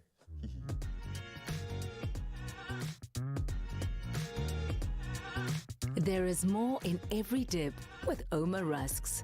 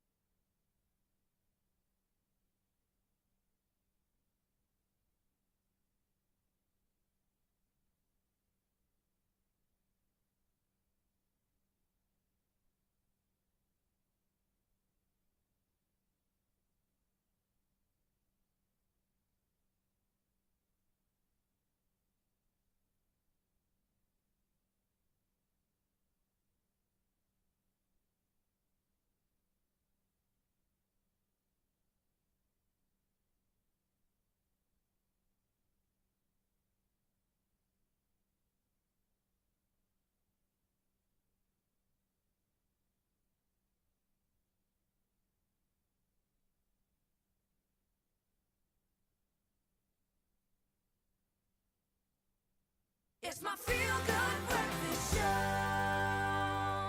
Welcome back to your Feel Good Breakfast Show. Expresso here on S3. We're talking about this one concept called situationships. What are they? Are they even a thing? Yes, they are. We've got two experts of situationships on the couch with me, Summer and Sebastian, and they are going to unpack. Now, what I was doing a little earlier is masterclass.com had 5 points that would really allude to you actually being part of a situationship. Let me recap the 1 and 2. You deal with inconsistent behavior. You don't use labels. And here's number 3. You have no long-term plans. Thoughts of you. You don't talk about the future at all. Is this accurate? Some humans. You actually told me like in grade 10 that we were going to get married. So no. So you weren't.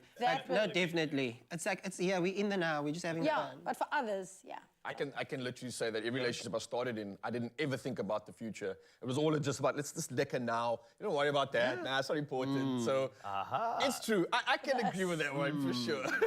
So this leans onto you haven't made it exclusive is another one. You were saying like, oh, selfies and posting each other. You don't do that. You're in a situationship. Nobody really knows about you. Nobody. Okay. Why you like because it's happening behind. I feel like it's happening behind closed doors. If it's happening out and about, it's like quickly with the bar. I'll meet you at the bar. 1, 2, 3. Anyway, I'm gonna see you later. Around the corner. This is fascinating. Last one on this list of 5 is you lack an emotional connection. In a situationship, you likely don't have deep discussions at all. I am a bit like on that one because I always believe one of the parties is gonna catch feelings and it's gonna end in heartbreak and it's just gonna be bad. All the time. Okay. It is true. I can't agree with you more. And I see these red flags often in my friendships now, and I'm like, oh, maybe I should say something. Or should they just figure it out for themselves? I don't know. Name names. Name people. Don't make like you don't want to tell us, right? Speaking of names, though, there is something interesting. I'm learning so much as we're going through this. There's something that I heard you allude to called, I think it was called pocketing, right, Baz? What in earth is pocketing? Is it like pocket dialing? What are you talking about? I brought you a little bit of an up sound. Just to, deal with it. All right, let's check it out. I just learned a new dating word, phrase, something. And it's called pocketing. I'm pretty sure there's other people that have heard this before, but basically what it is when you have a situation where a person that you're dating or dealing with like avoids or hesitates introducing you or talking about you to their friends, family, and other people they know, like either in person or on social media. It's basically like you are completely non-existent in the public eye. So it just has me wondering. I wonder how many pockets I'm in right now. You know what that is, eh? I'm in no pockets. That's pocketing is basically when, people come through and you just put your phone away. Oh, sorry. And that's it, right? Except the phone is now the person. That's the person in the pocket. So basically people will pocket you if they know that they are in another relationship, but they also want to keep you for later, man. Just in case this doesn't work out, then they can just be like, backup plan. Us I things. see. So also they could then also protect themselves. They could protect themselves from their other partner because no one's ever going to see them with anyone in public. Nobody knows you. Hey, Baz, the plot thickens. Another word for it is stashing. But that does feel one-sided as opposed to a situationship where both of you kind of don't want to, go over the emotional stuff. I feel like it's just like if you're being pocketed, sometimes I think the person's blindsided because they don't know they're being pocketed. Right? Yeah. No, but you're saying nobody knows you. The friends know you. The friends know you. Are you sure? Let me tell me the boys group doesn't know you. Okay. I'm going to tell you guys, so I know a story of a friend of mine that got out of a long-term relationship, but she then started dating her brother's friend. Her brother, to this day, does not know. No way. Okay, don't mention that just yet, but we'll post that on social media. I'm just kidding. We'll tag them in the... So a couple of voice notes that did come through, which I'm really, really happy about. Thank you for sharing. They are anonymous, of course, but let's take a listen. So I was like seeing this guy from work, and like it was never supposed to be a serious relationship because he had already had a girlfriend. But he wasn't happy, and as you know, they all say they're going to leave her eventually. And then months went by, years went by, and he was still going to leave her. To a point, he ended up having a baby with her. And he was still seeing me, and even after that, he was still going to leave her. It was so messed up. I fell in love and I fell hard, but then I learned my lesson and I said, goodbye, mate, until next time.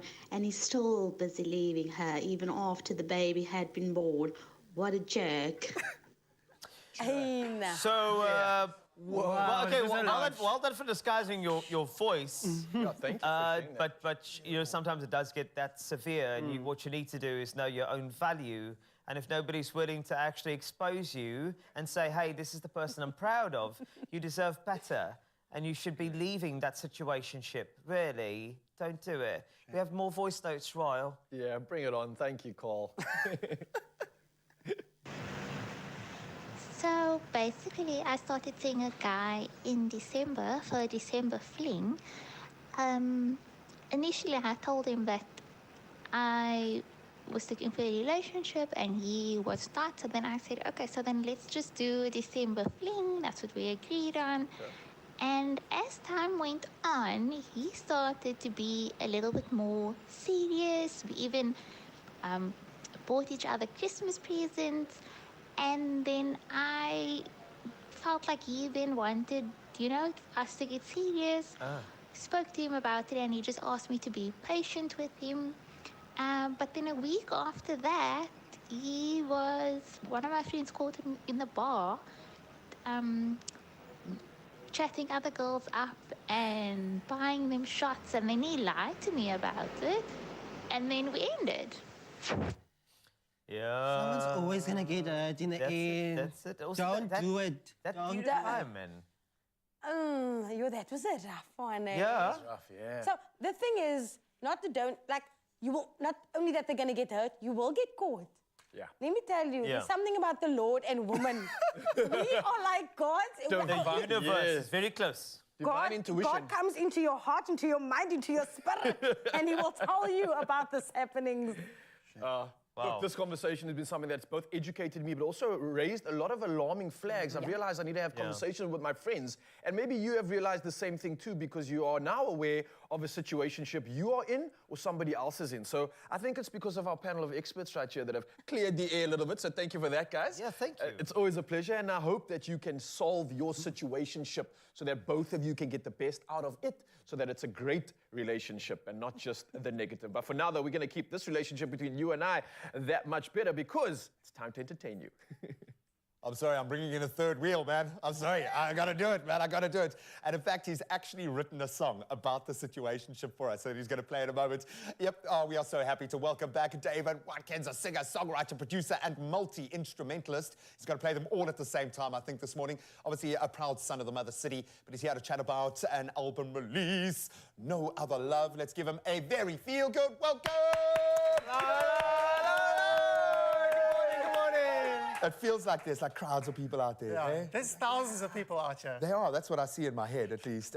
But it's so good to have you back, bro. Oh, great to be here, man. I'm sorry that we're like forcing you to examine your relationship and your love life and everything as you sit here doing your sound checks, man. I've already written all the songs and just listening to everything. I think this is perfect. Oh, buddy, and I can't wait to reveal the song you're going to perform first because it's so perfect. But obviously, the last time we were here, we were all filled with the Christmas feels. It was a great start to the year. How was 2023 faring for you, my bro? It's been great because we had such a special Christmas time with that Christmas song that I released. Yeah. And then I knew that there were some special songs coming up with this album release, and I could just work quietly on my own and then release. And just let it happen. Yeah, now I can just see everyone just take it in, and now the songs are theirs.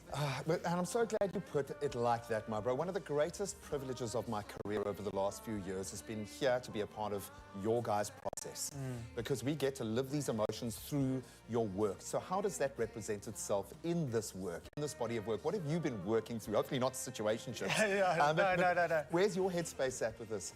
Well, I'm always creating different songs, and this album just came from a collection of love songs that I'd written that kind of just worked together, and it wasn't intentional. It's kind of, I'd written 8 songs, and then I realized, oh, there's a bit of a storyline here. Are you in love right now? I'm in love. I'm in love with my wife right now. Yeah. Shout out to Karina. Love you, girl. That's so beautiful. Buddy, so please, can you tell us the first song that you're going to be performing this morning? I'm going to be playing a song called Oh No, This Could Be Love. Oh, if you're in a situationship, this one is This is just a perfect for song you. for Now, that. if you're in love right now, this one is for you. For all the lovers out there, we are so, so happy to have David back in studio performing right now. Oh no, this could be love.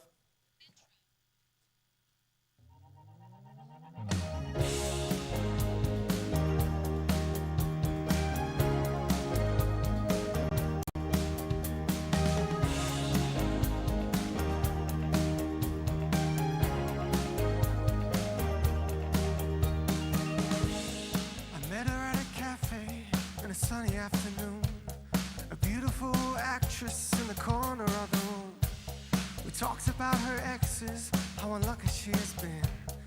All these heartbreakers, and every time she lets them in. She hates all the cliches, she's kind of a mess. But as we get closer, there's a rhythm in her chest. So take another chance, I guess.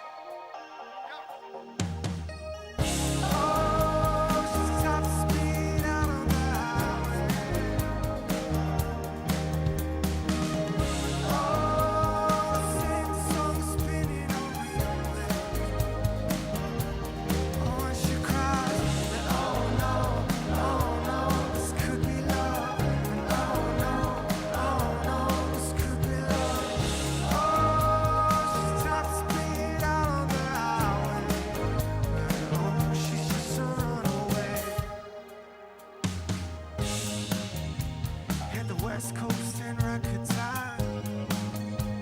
Take a moment to clear your mind. You'll come around like you always do. You can't fight a love so true. Here we go again. Oh, she's top speed out on the highway. Oh, the same song spinning on replay.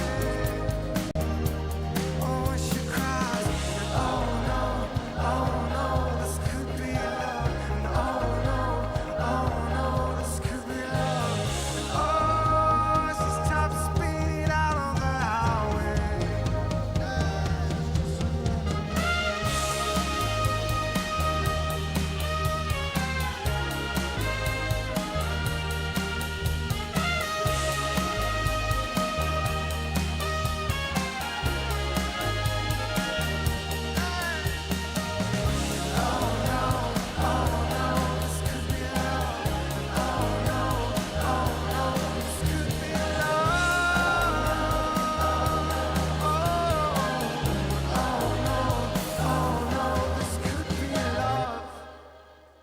Yay!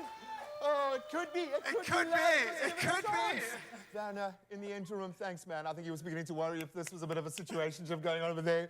You're part of the team, man. You're part of the family. That was beautiful. Download, download, download, download. That is how you support vocals from the locals, especially when they are this beautiful. Buddy, thank you so much for spreading the love this morning. More love on the way. And if you are in a situationship, we might have the guiding light for you on the other side of this. Mabel, check this. With a MyGold's premium account, you get 12 free airport lounge visits. 12? Yeah. God, David, when are you busy planning your next get out during office hours? Man.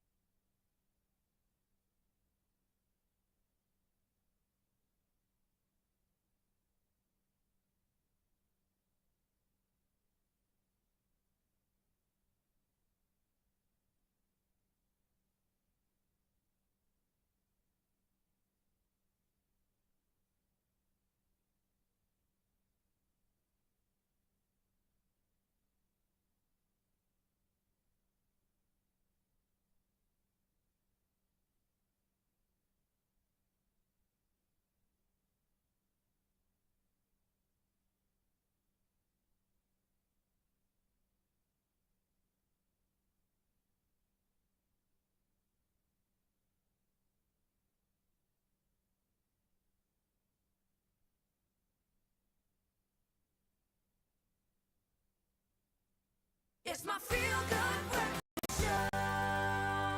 Oh, it's been a crazy old morning already. Thank you so much for joining the conversation. Let's soften the load just a little bit right now and show some love to the dads. And I think Father's Day is coming up this Sunday, which is an opportunity to celebrate those superheroes in our lives, our dads. Our father figures are so important, and from the playful jokes, the dad jokes, as well as those warm bear hugs, and dads are actually real-life legends. We asked our presenters and crew what Father's Day means to them, and here's what they had to say.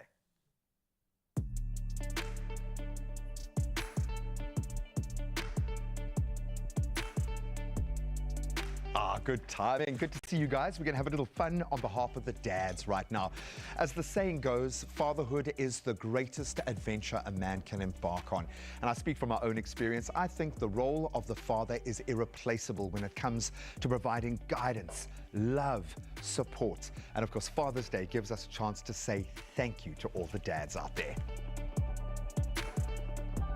My dad means the world to me. He is one of my biggest inspirations. So I need to be practical with what I give him. I thought, why not a great book? The Crazy Store has so many on offer. Some of his favorite authors I've seen. I mean, Wilbur Smith's there, James Patterson. I've seen some of those books on his nightstand, so I'm definitely going to get him a couple of books. Ooh, the gold mine. Look at this. Look at all the goodies. Graham, we're going to bless you with some Father's Day gifts. I'll take it all. Some marshmallows. Thank you, yeah. What about some sturdy gloves? Oh, for sure. I like to do a little bit of welding. I actually do have those socks already. Yeah. I absolutely love it. Well, like me, sometimes that father figure in your life might look a little unconventional or play an unconventional role, but we love them all the same. And if you're looking for a way to say thank you, the Crazy Store have got you literally covered from head to toe, right down to the tip of your toe. So if you're looking for something that's grand, a big gesture to really show the impact they've had on your life, or maybe something small that's a bit more bespoke, that shows how much you know and love them, the Crazy Store are going to make Father's Day absolutely unforgettable this year.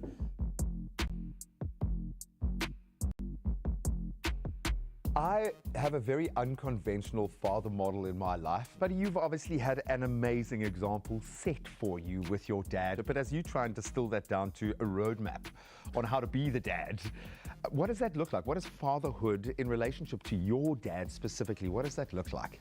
I've been really blessed with an incredible father. Both my parents, they were always there for us as children, gave us the time of day. But I think even now, where I am in my life now, being a father myself as well, looking at my dad, just to see like the incredible job that he's done, together with my mom, just in raising us boys. And so for me, I think a father is just that somebody that is always willing to help, that's always willing to give you the time of day. And I can always go to my dad for advice. We are so close and we share such a special bond. And I think this is why Father's Day is just so very special. What I'm getting my father this year from the Crazy Store is a big mug. He's an avid coffee drinker. He loves it. And the one says, "World's best dad." So I'm going to get him that cup. Also, winter is basically upon us. So I'm getting him a scarf, some nice morning slippers, and some gloves. What does Father's Day mean to you? That's this wonderful validation, because I kind of feel like I have no idea what I'm doing any of the time, but it's a lot like this show where you've got to just throw yourself in, live it, feel the emotion, and be present. So when I get to just be that dad and the world says, "You're the dad," it's a massive validation. Because it's the greatest privilege, I think, for me. I feel like my life came into context when I became a dad, man. Father's Day means to me, it's the one day I get to spoil my dad. So the Crazy Store has a range of Father's Day gifts. However, my favorite is the cup and the socks. I'm getting my dad this one because he is a super dad. I'm going to serve this with the traditional family breakfast. He's going to have his coffee in this cup. I'm also getting him these super cool funky socks because he definitely needs some funky socks in his cupboard. So the beautiful thing is I can speak from my own experience. I need zero reward or validation. Like the gig gives you that every day, every little moment. But it is nice to receive cool stuff, okay? Nice to receive a little something here and there. What is the go-to here? If I had to ask you to select some stuff for your dad, kind of shows how much you think about him. Hey, but you hit the nail on the head there, saying functionality. I'm a sucker for a lacquer slipper and some funky socks.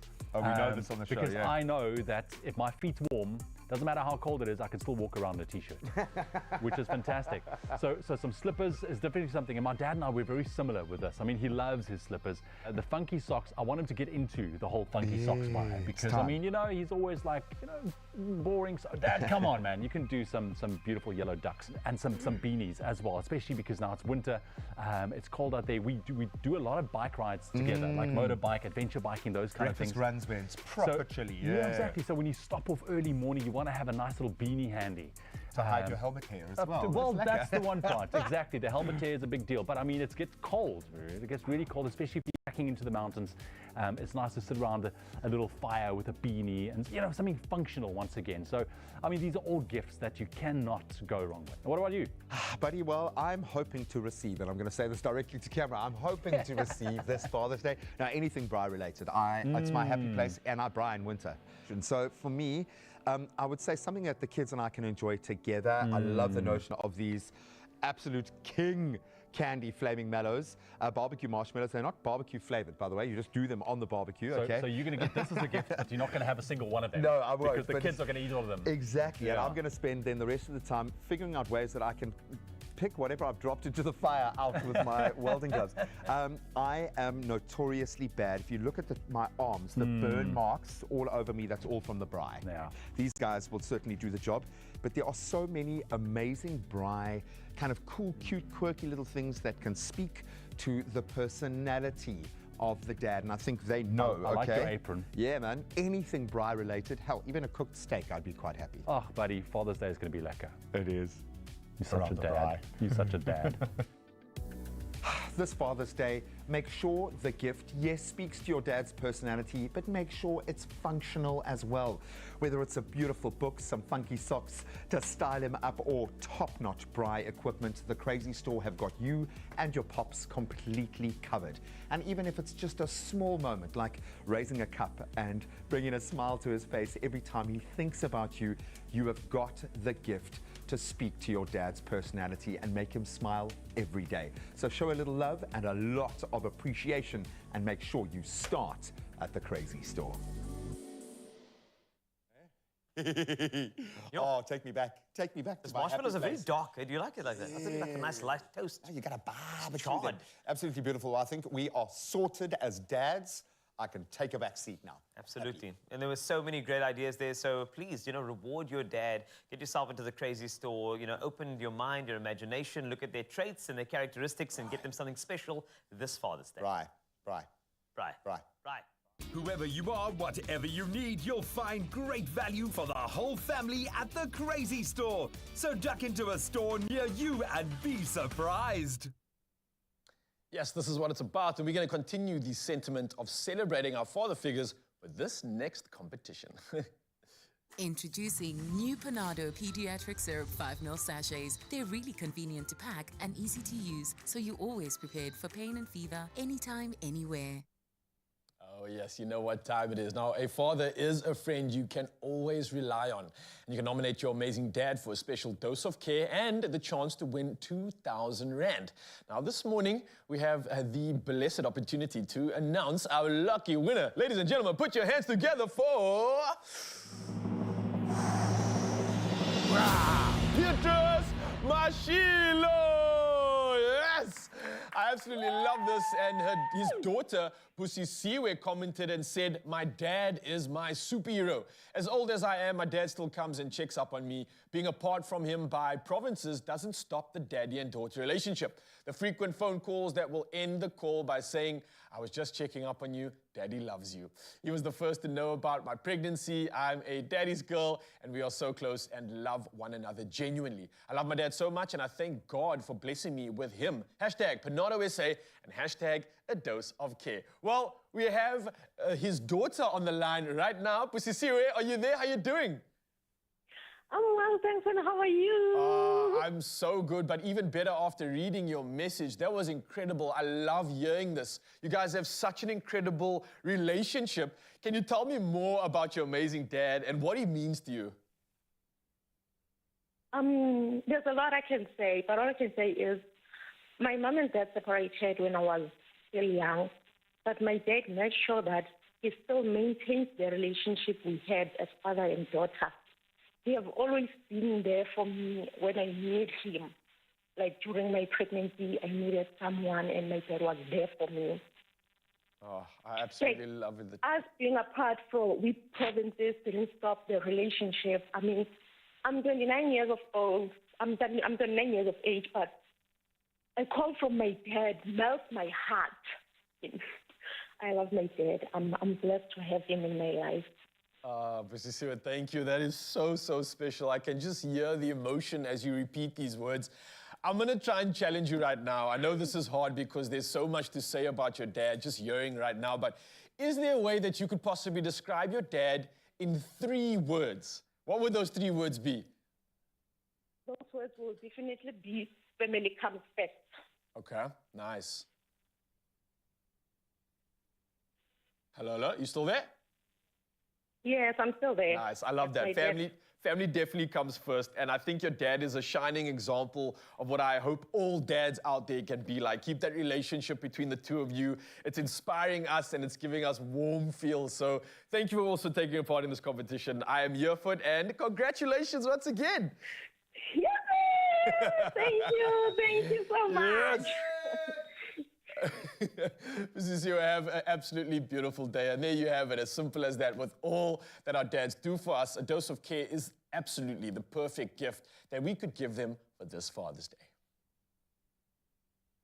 Being a parent can be challenging, but stepping out is when things get real complicated. That's why new Panado Pediatric Syrup 5 ml sachets are here to make the job easier. They're really convenient to pack and easy to use, so you're always prepared for pain and fever, anytime, anywhere. Panado, a dose of care.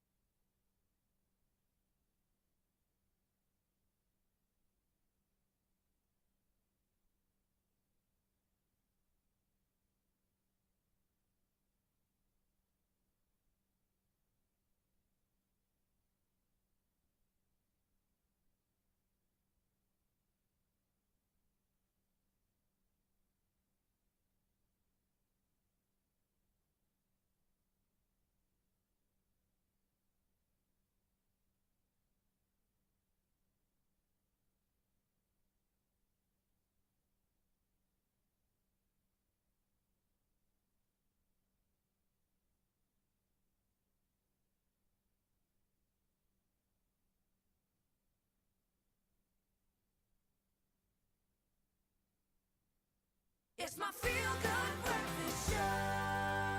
Oh, yes, Mzansi, welcome back to Feel Good Breakfast Show, and what an incredible show it's been already. We are talking about relationships, situationships, and now we're going to dive into the world of entertainment and see what's happening out there. Now, the world keeps us on our feet. Everything's going on. There's breakups, there's makeups, and all the things in between. There's just literally so much happening. We couldn't wait until Friday. We had to bring it to you right now. So we've got Bass here once again, and of course, he's joined by Summertime in the building. Hello. Our 2 specialists when it comes to all things relationship, situationship, you name it. You all got it, the socialites of our time. Don't stress, don't stress. You're on here. So listen, the one biggest thing that I've heard all throughout this week and last week is this whole deal with Shaggy and how the man's been misunderstood in a song that has been going on for years and years A and years. million years later. Shaggy's just like, can I just set the record straight? Okay. Everyone's been singing the song. You guys have it all wrong. It's actually, it wasn't me, the song. Yeah. It's an anti-cheating song. So in the song, call me in the shower. There it is. You know what I wasn't mean? me.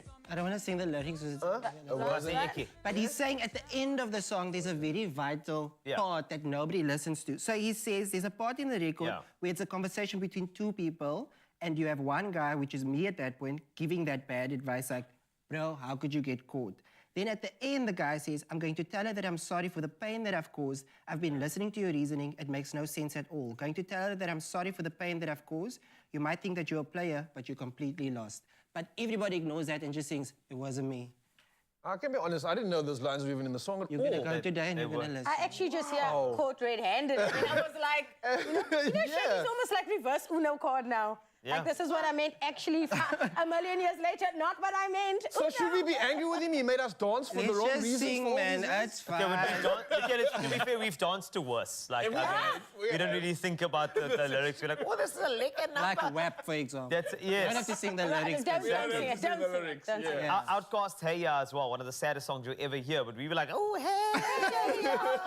The guy's heart's breaking, but you're jawling. It's fine. But interesting stuff. Thank you. There we go. No problem. It was you. No. It was you. Now, it's also you to give us the news on the BET Awards. Aren't we proud? We are very proud. The African artists are taking the BET Awards by storm. First up, our South African artists, Papi Cooper and KO. They are in the running for Best International Artist, KO, and Best New International Artist, Papi Cooper. But then also our girl, Uncle Waffles, is also up for Best International Artist.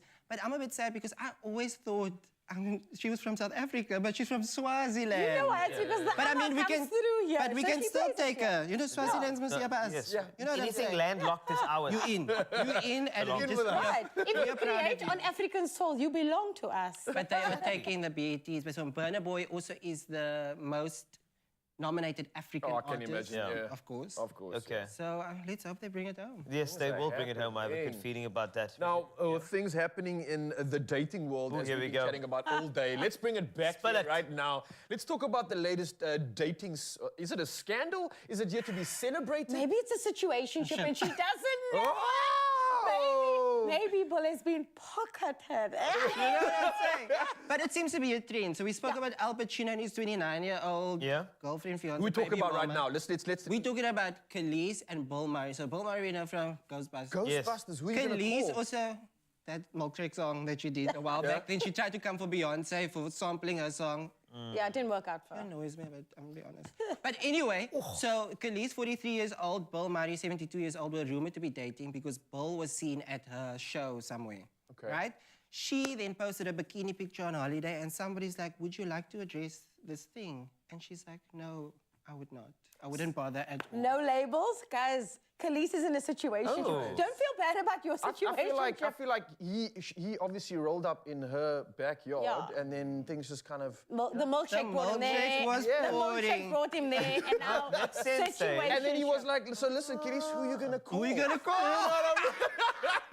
It all comes together if you think about that. But also another person commented, and they were like asking similar questions, like, just tell us what this is. And she's like, you know, we are blessed and we are rich.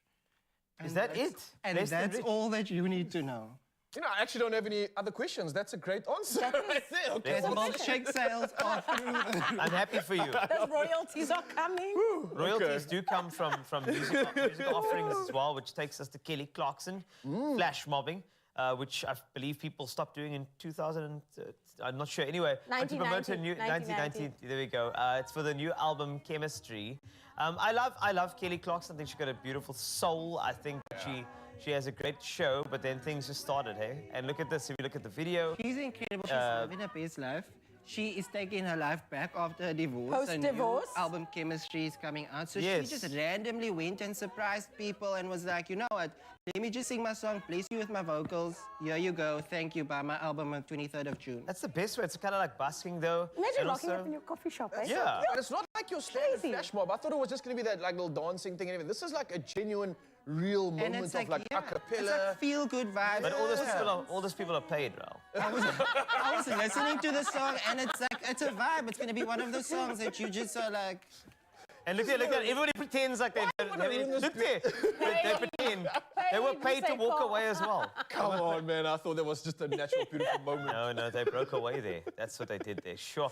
But thank you, Basti. Yeah. Always a pleasure chatting to you about entertainment news. Now you know there are so many things to know. Ghostbusters, Milkshake, interesting stories. But I think all around the world there are stories, and Graham has them for you lined up on your Feel Good Breakfast Show.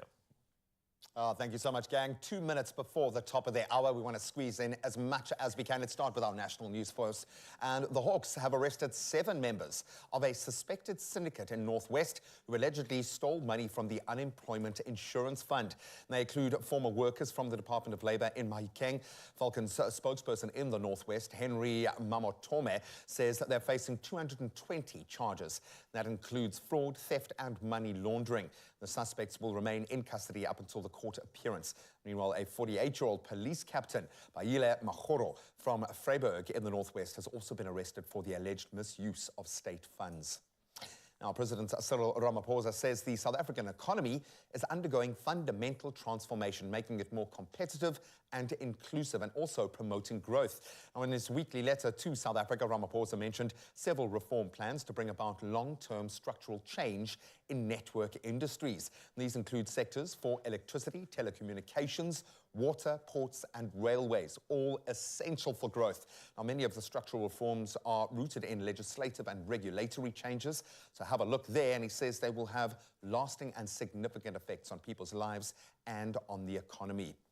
Now, on the international news front, the European Union has lent out its hand. They have said it may loan Tunisia over €1 billion to help develop its battered economy and rescue state finances, as well as deal with a migration crisis. So the offer was announced by European Commission President Ursula von der Leyen during a visit to Tunisia. The effort spurred on by increasing concerns in Europe about Tunisia's economic stability, or lack thereof, as part of a last-ditch push by major donors to persuade President Kais Saied to agree to the terms of a $1.9 billion International Monetary Fund bailout. Now, Saied has so far rejected all of the proposals.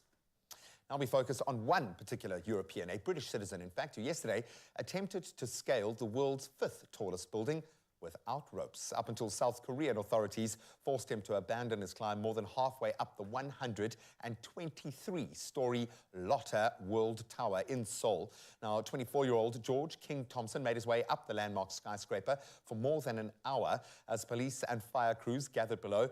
On the 73rd floor, he was forced into a maintenance cradle and entered into the building. Then police took him into custody for questioning. I would have loved to have heard how that played out.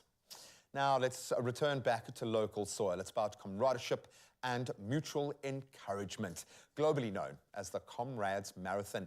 So testing one's mettle against the murderous distance between Pietermaritzburg and Durban, whether it's up or down, it's still a killer. Cut-off is after 12 hours.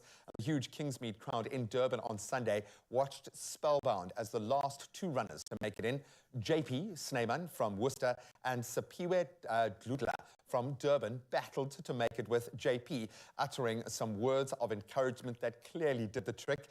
They hadn't known each other, but met as comrades, forming a firm friendship over this epic run. True comrades in arms till the finish line. Sipiwe could hardly stand, but JP willed her on, and both made the cutoff to the deafening cheers of the crowd.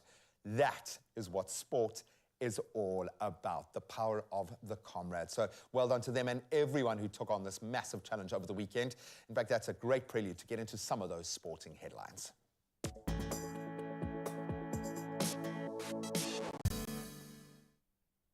Thank you so much, G. Yes, and on that inspirational note, let's pay homage to someone that definitely inspired. Now, the Minister of Sport, Arts and Culture, Zizi Kodwa, has confirmed that the fallen icon and former Bafana Bafana head coach Clive Barker will be afforded a provincial state funeral on Thursday.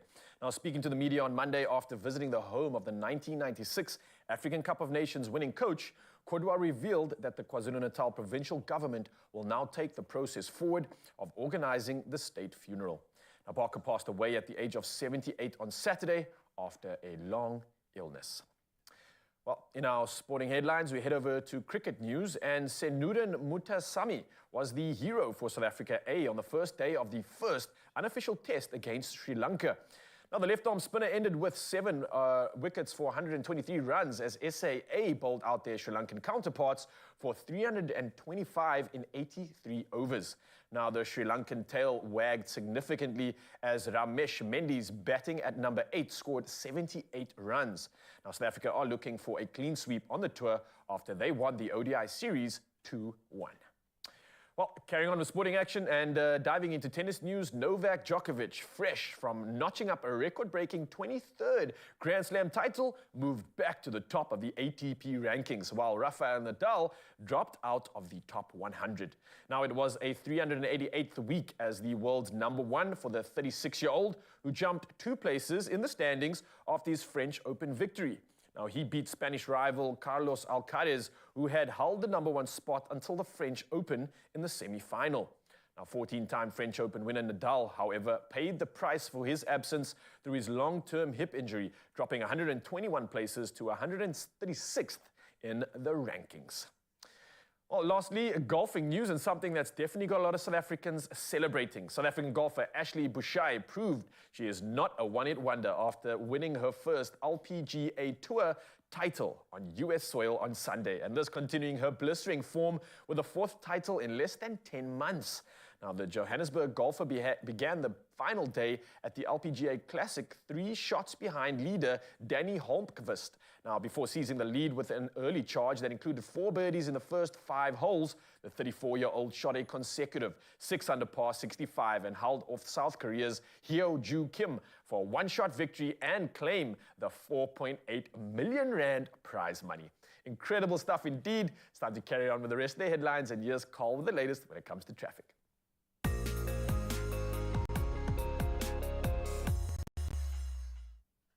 Well, thanks a lot, Ra. Let's get you to work, and let's start in Pretoria. There has been a multi-vehicle accident on the N4 westbound after the ramp to Rousseau Street. The right lane is closed. There's slow-moving traffic, so do plan accordingly and add some travel time. To Joburg now in Sandton, there's heavy congestion on the N1 southbound at William Nicol Drive off-ramp. There's slow-moving traffic, so please allow for more travel time there as well. Tshwane at Garankuwa, there is a taxi strike currently happening. They are burning items in the roads, so please avoid this area if you can and plan your route around accordingly. And then in Bellville in Cape Town, there are delays due to heavy traffic on the N1 inbound at Jip de Jager. Please plan accordingly to be a bit later for work today, or just have a good playlist. That is the idea for you as you head to work this morning. I'm glad you started with us, your Feel Good Breakfast Show. Let's take a look at the weather.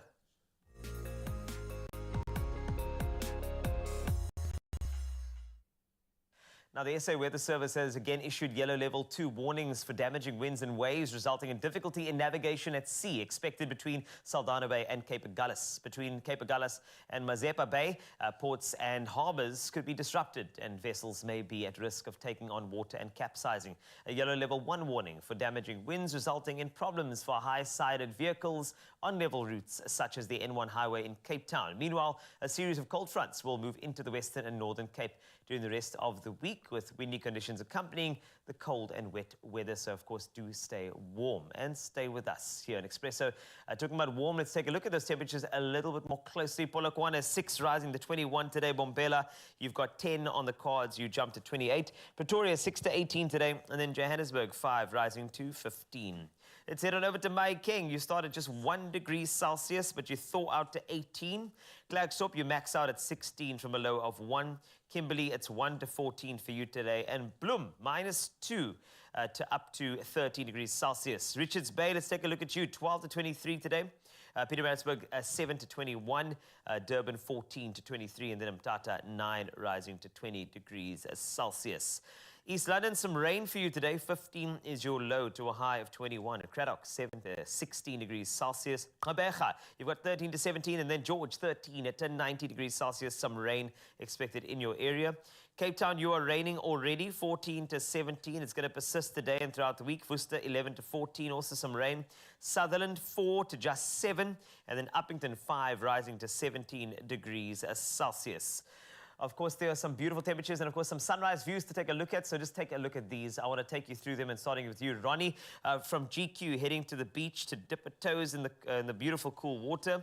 It's looking so good there. And then Tanya Null enjoying this view on the promenade in Durban alongside many other people feeling truly blessed. I feel like I'm there. Thanks for sending. Nancy out in Pennington enjoying her daily cardio on the beach, soaking up these blissful views. Always good to be healthy and have something to look at. And then Prakash still enjoying Durban, sharing another picture. This one to bring you happy smiles of joy. And we see why it's so blessed. That actually looks like a picture or it looks like AI. I'm not sure, but it looks close. Thank you so much for sending the sunrise views. Please send yours 063-408-8863 and be featured on Expresso. We'd love to showcase how you start your day. That's it for your traffic and your weather, but of course more action for you right here on your Feel Good Breakfast Show. Action indeed, my friend. This just leveled up here. I thought this was just going to be a tasting session. Oh, there's going to be action.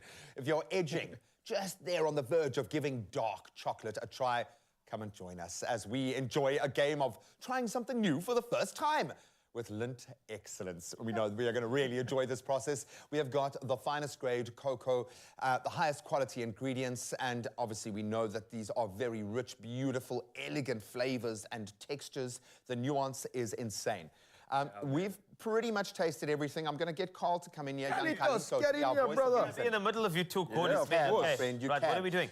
So we're going to try something for the first time. I have actually tasted everything, I think. Right. I am fortunate. I am the fortunate Every one. single Yeah, flavor? so I'm going to put it to you guys. If there is Okay. one out here, I'm definitely going to try the 70% again. I love it. So you've got the 70% cocoa, then you've got the mild 70%, which is slightly kind of less intense. But I'm going to put it to you, gents. Yes. To pick one that you haven't had before and give it a go.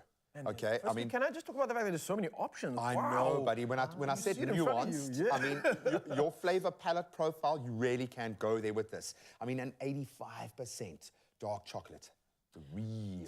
I don't think I've tried. I've also tried all of them.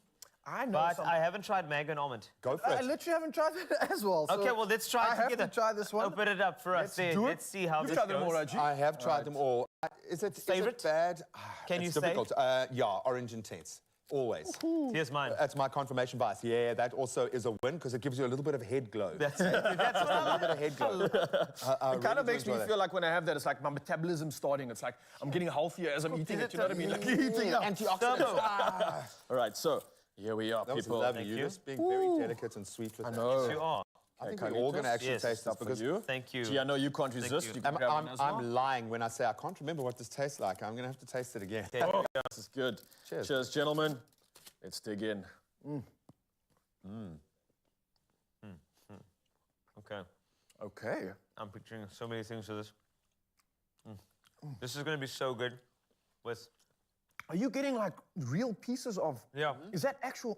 Wow. It's man. almond, mango. I like the balance of the two different flavors. I always love almond and chocolate as a foil, a Oh, that's a counterbalance. standard. The mango comes in there lacquer because it's not citrusy, but you still get that freshness. Here's my issue that I sometimes would have had with chocolate was when it gets too sweet. And I was thinking the mango is really going to take this to the edge and it's going to be too sweet for me. It's going to be a no, but whoa, it's balanced out so well. I think the mango is complementing the almond in such a way that it's just like not too sweet, not too sour, not too bitter. It's just perfect. And it's quite creamy. Yeah. I haven't had chocolate in a while, guys. I'm having a good time here. I'm just having a great time. I'm actually almost tearing up. It's so good. Can I pretend I haven't tried any of them and just start? Can we open the chili one as well? Please, I think you open the chili one. And listen, here's the bottom line is, okay, we've got like 3-second attention span. So pretty much we can't remember what anything tastes like. So we're going to have to try them again. But you have an opportunity, guys, to try something new for the first time. So do it, man. We love the fact that you can go on a flavor journey. But here's the deal. We want you to do it and prove to us which is your favorite. Now, there's this old myth, this adage that dark chocolate is bitter. Not so much. With Excellence, you never have to worry about that. You will always find the perfect flavor to suit your palates. I'm finding it difficult to talk with my mouth. I know. Sorry, man. Let me know It's if you need some insane. help. It's absolutely beautiful. If you haven't tried dark chocolate yet and want to take that first brave step, then this is the way to do it. It really is, man. There's so many options. There's so many options when it comes to flavors, when it comes to the occasion as well. So I can see how that can suit every single one of that. And having a good whether you're a dark chocolate lover or looking to explore, let me tell you, Mzansi, Lint are giving you an incredible opportunity to do something special. You can win Lint Excellence, and that's the Lint Excellence hamper, and it's valued at R1,000. So how do we get involved, guys? It's going to be really easy to enter. You've got to head over to the Expresso Facebook, Instagram pages. So that's where the competition is being housed for now. And let us know, what is the one Lint Excellence flavor you want the most to try? And don't forget to hashtag try something new with excellence. And then the competition will be closing on Monday, the 19th of June. I have a feeling we're going to get a lot of entries for this one. So go and find those terms and conditions on expressoshow.com and get on it. I'm thinking maybe I haven't tried everything. Maybe, I also haven't, Joe. I think this one and just wrap these this up. 4 I haven't tried. And just a plain dark chocolate. What this maybe. is, let me try that one. Thank you I so don't know much. if it's the same one that I remember it. That's fine. I think it's changed. Ooh, It roasted might have hazelnut. updated just I think I a have all little the bit. ones I haven't tried. Enter now. A little bit. You guys good? You can Cheers, do the rest? yeah, we're good. Cheers, yeah? Cheers. Enter now, eh? Okay, bye.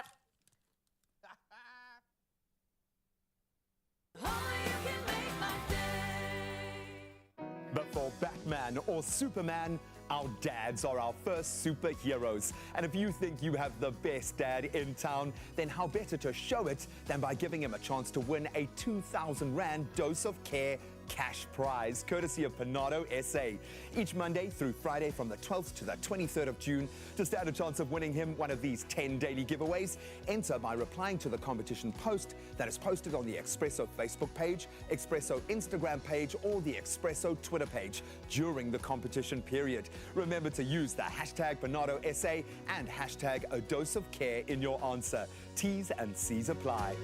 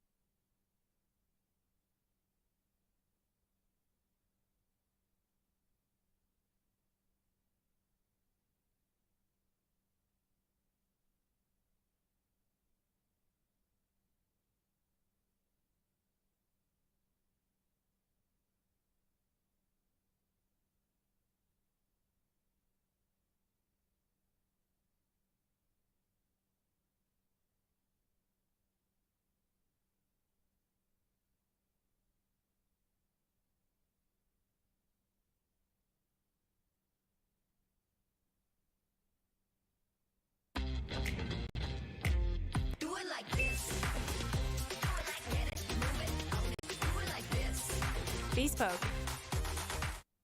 It's my feel-good breakfast show. Yes, Mzansi, welcome back. Your Feel Good Breakfast Show. What an incredible opportunity we've had to serve you for the last few hours. And we're going to carry on doing that right now and talk about story time. Our local personality, Shekinah, has generously been giving her voice to narrate stories from Cadbury Homegrown Library in a variety of local languages, and I'm absolutely here for it, G. Oh, man, and the kids are here for that, and Kutle was here for that. She caught up with her to find out how South Africans can share the magic of Storytime at Cadbury's Generosity Storytime Studio, adding their voice for those other families to be able to enjoy as well. Take a look.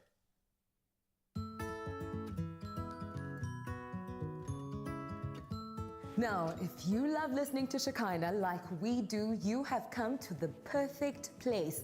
We are here in studio to link up with the iconic musician to find out more about her partnership with Cadbury to encourage South Africans to generously give a voice to Storytime. Shekinah will lend her beautiful voice to 5 inspiring stories found in the Cadbury Homegrown's audio library. Let's go find out how it works.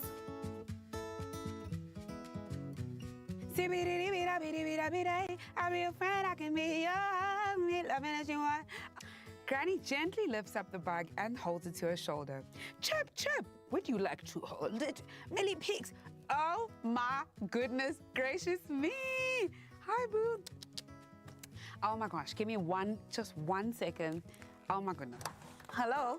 Hi. Welcome to the studio. Thank you. It is so exciting to be in studio with a musical icon. Thank you so much for taking us behind the scenes. Thank you for joining us. This is really cool. You are on a journey with Cadbury to inspire South Africans to give a voice to Storytime. Why is this journey important to you? Books meant everything to me growing up, and I think this is a beautiful way to fit into the digital age by still keeping the tradition of reading books, storytelling. I'm a storyteller myself, so I was excited to do a different format today, yeah. And what has the experience been like in studio recording 5 inspiring stories for the campaign? Honestly, it's been a lot of fun. I was very nervous because I've never done it before, but turns out I'm a silly goose and this works perfectly for a silly goose like me, yeah. I know I interrupted you there for a bit, but I still want to see you in action. Should we go? Yes. Should we go? Please, Ahead. let's go. So, welcome to the studio. I love it. This is basically where everything is happening, and in the booth, headphones on, living my best life. Now, what do you hope the children who are reading these narrated stories learn from them? I hope that they learn to engage more in storytelling. I hope that I hope that they can see themselves in the stories and kind of just get out of watching and observing and kind of be inside of the stories. I'm hoping that I can be an escape from, what's happening outside.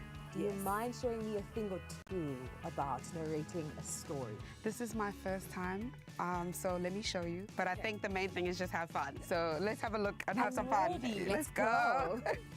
5 stories that you've narrated. Love all of them. Your favorite one? My favorite one is going to have to be The Fabulous Friends, because it's music oriented.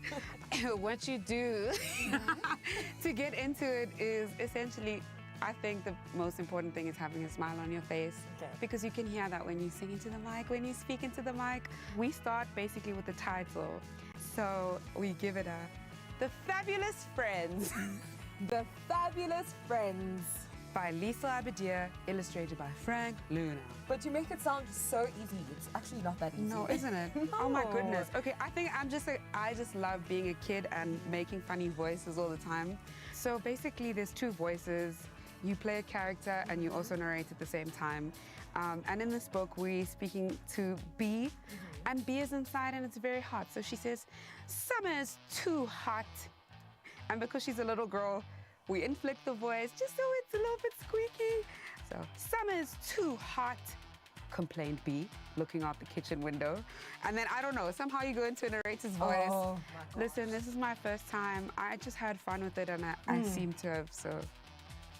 You got this. Me try, okay? Summer is too hot, complained B, looking out the kitchen window. Oh my gosh, give this girl an Emmy. Arcadia was alive with children playing in the streets and vendors selling sweets.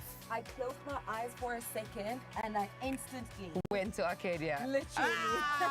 We're winning. That's how fantastic you are. So it's fun. You kind of embody the little character, but don't forget you're telling the story.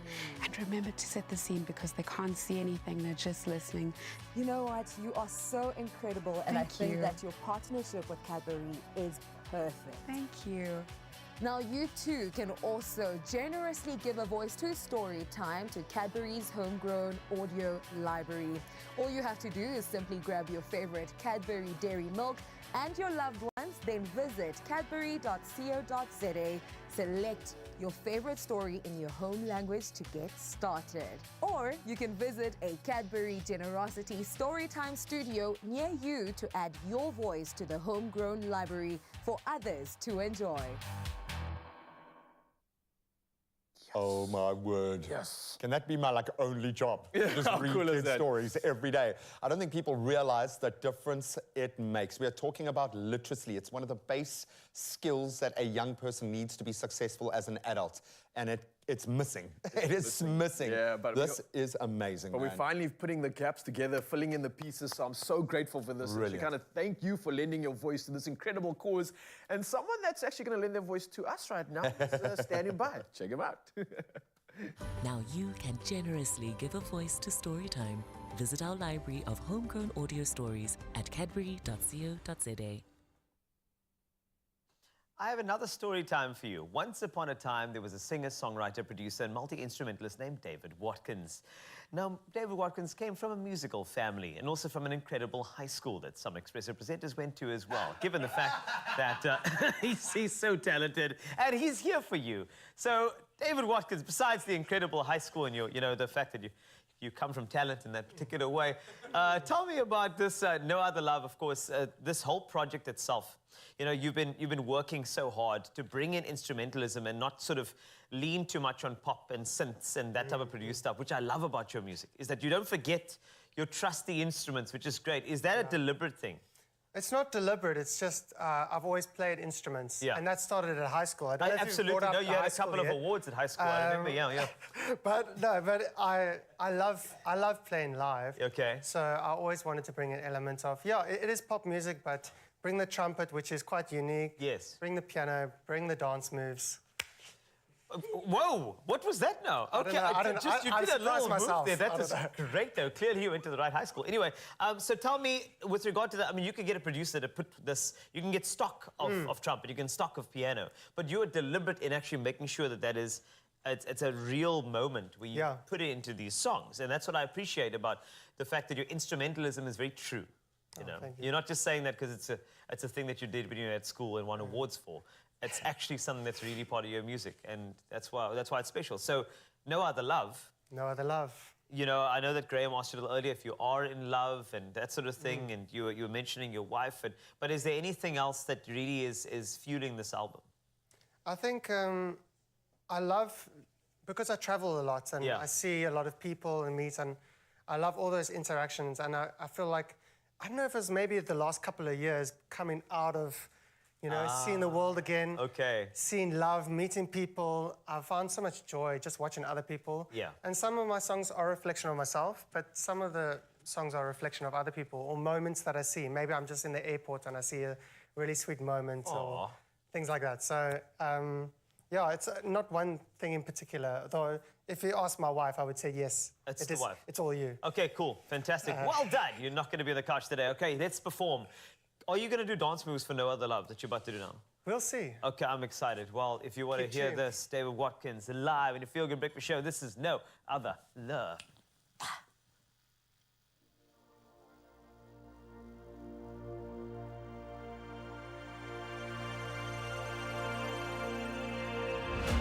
No other love, no other love. You're out of my league, but I'm an optimist. And ever since we met, you haven't left my head. And I didn't know I was a perfectionist until you. All that sweet talk with a look in your eyes, soft touch and kind of like, oh, no other love could be better than this. No other love could be better than this.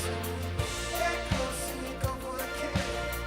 Got something I don't wanna miss. Oh, no other love could be better than this. No other love could be better than this.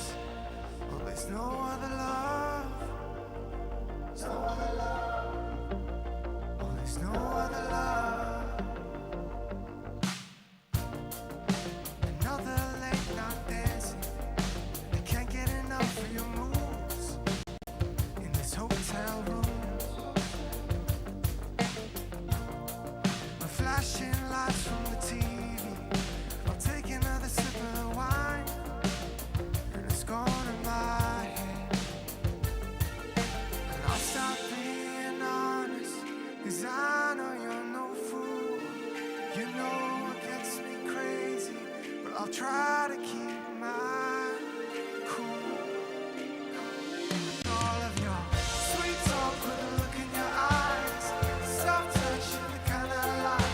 Oh, no other love could be better than this. No other love could be better than this. You get close and you go for the kiss. Got something I don't wanna miss. Oh, no other love could be better than this. No other love could be better than this. No other love.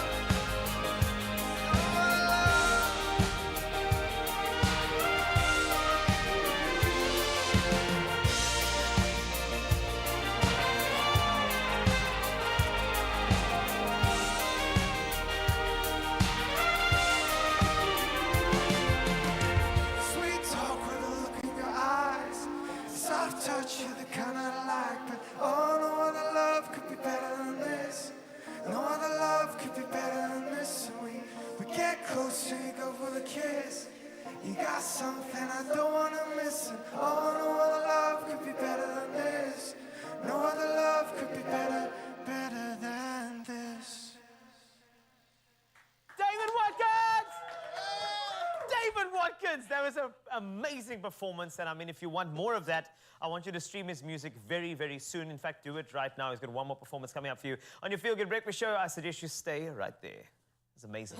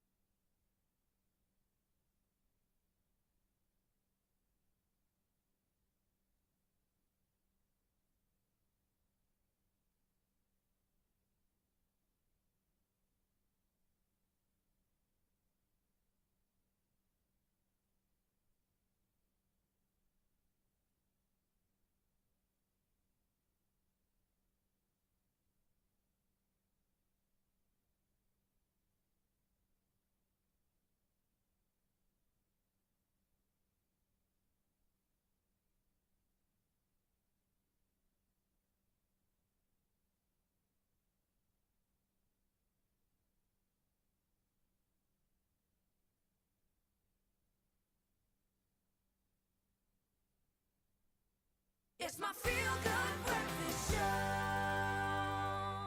I hope you're holding on to your coffee because it's time, yes, to spill the beans. Dun, dun, dun. It's time to spill the beans. So today's topic might get a little intense because that's how it's been the whole day. So we chose the strongest coffee we could and made the Jacob's Capsule Coffee Lungo Intenso. Bring it, yeah. Long and intense. That's how I like to describe you guys. You pointed me to long. No, long and intense. Oh, long. Am I the intense one? Oh, thank you, by the way. You can't win favor, Heral. You can't win favor. Thank you so much. I'm going to keep trying. We're going to have a little bit of fun with this one. So let's dive into today's all-important question, and it's a tough one. Okay. Do you think that men and women can really be just friends? Okay. And obviously, we're talking about couples who potentially could be romantically interested in one another. All right, so I'm going to let you guys stew on that for just a moment. We put the question out to you guys, okay, the real brains trust here, to see what everyone had to say. Let's have a little gander. Yeah, Wesley's come up first and says, yes, they can.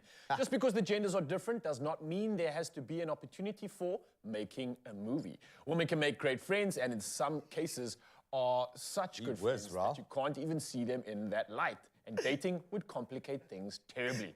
Well, let's hope they haven't gone as far as making a movie.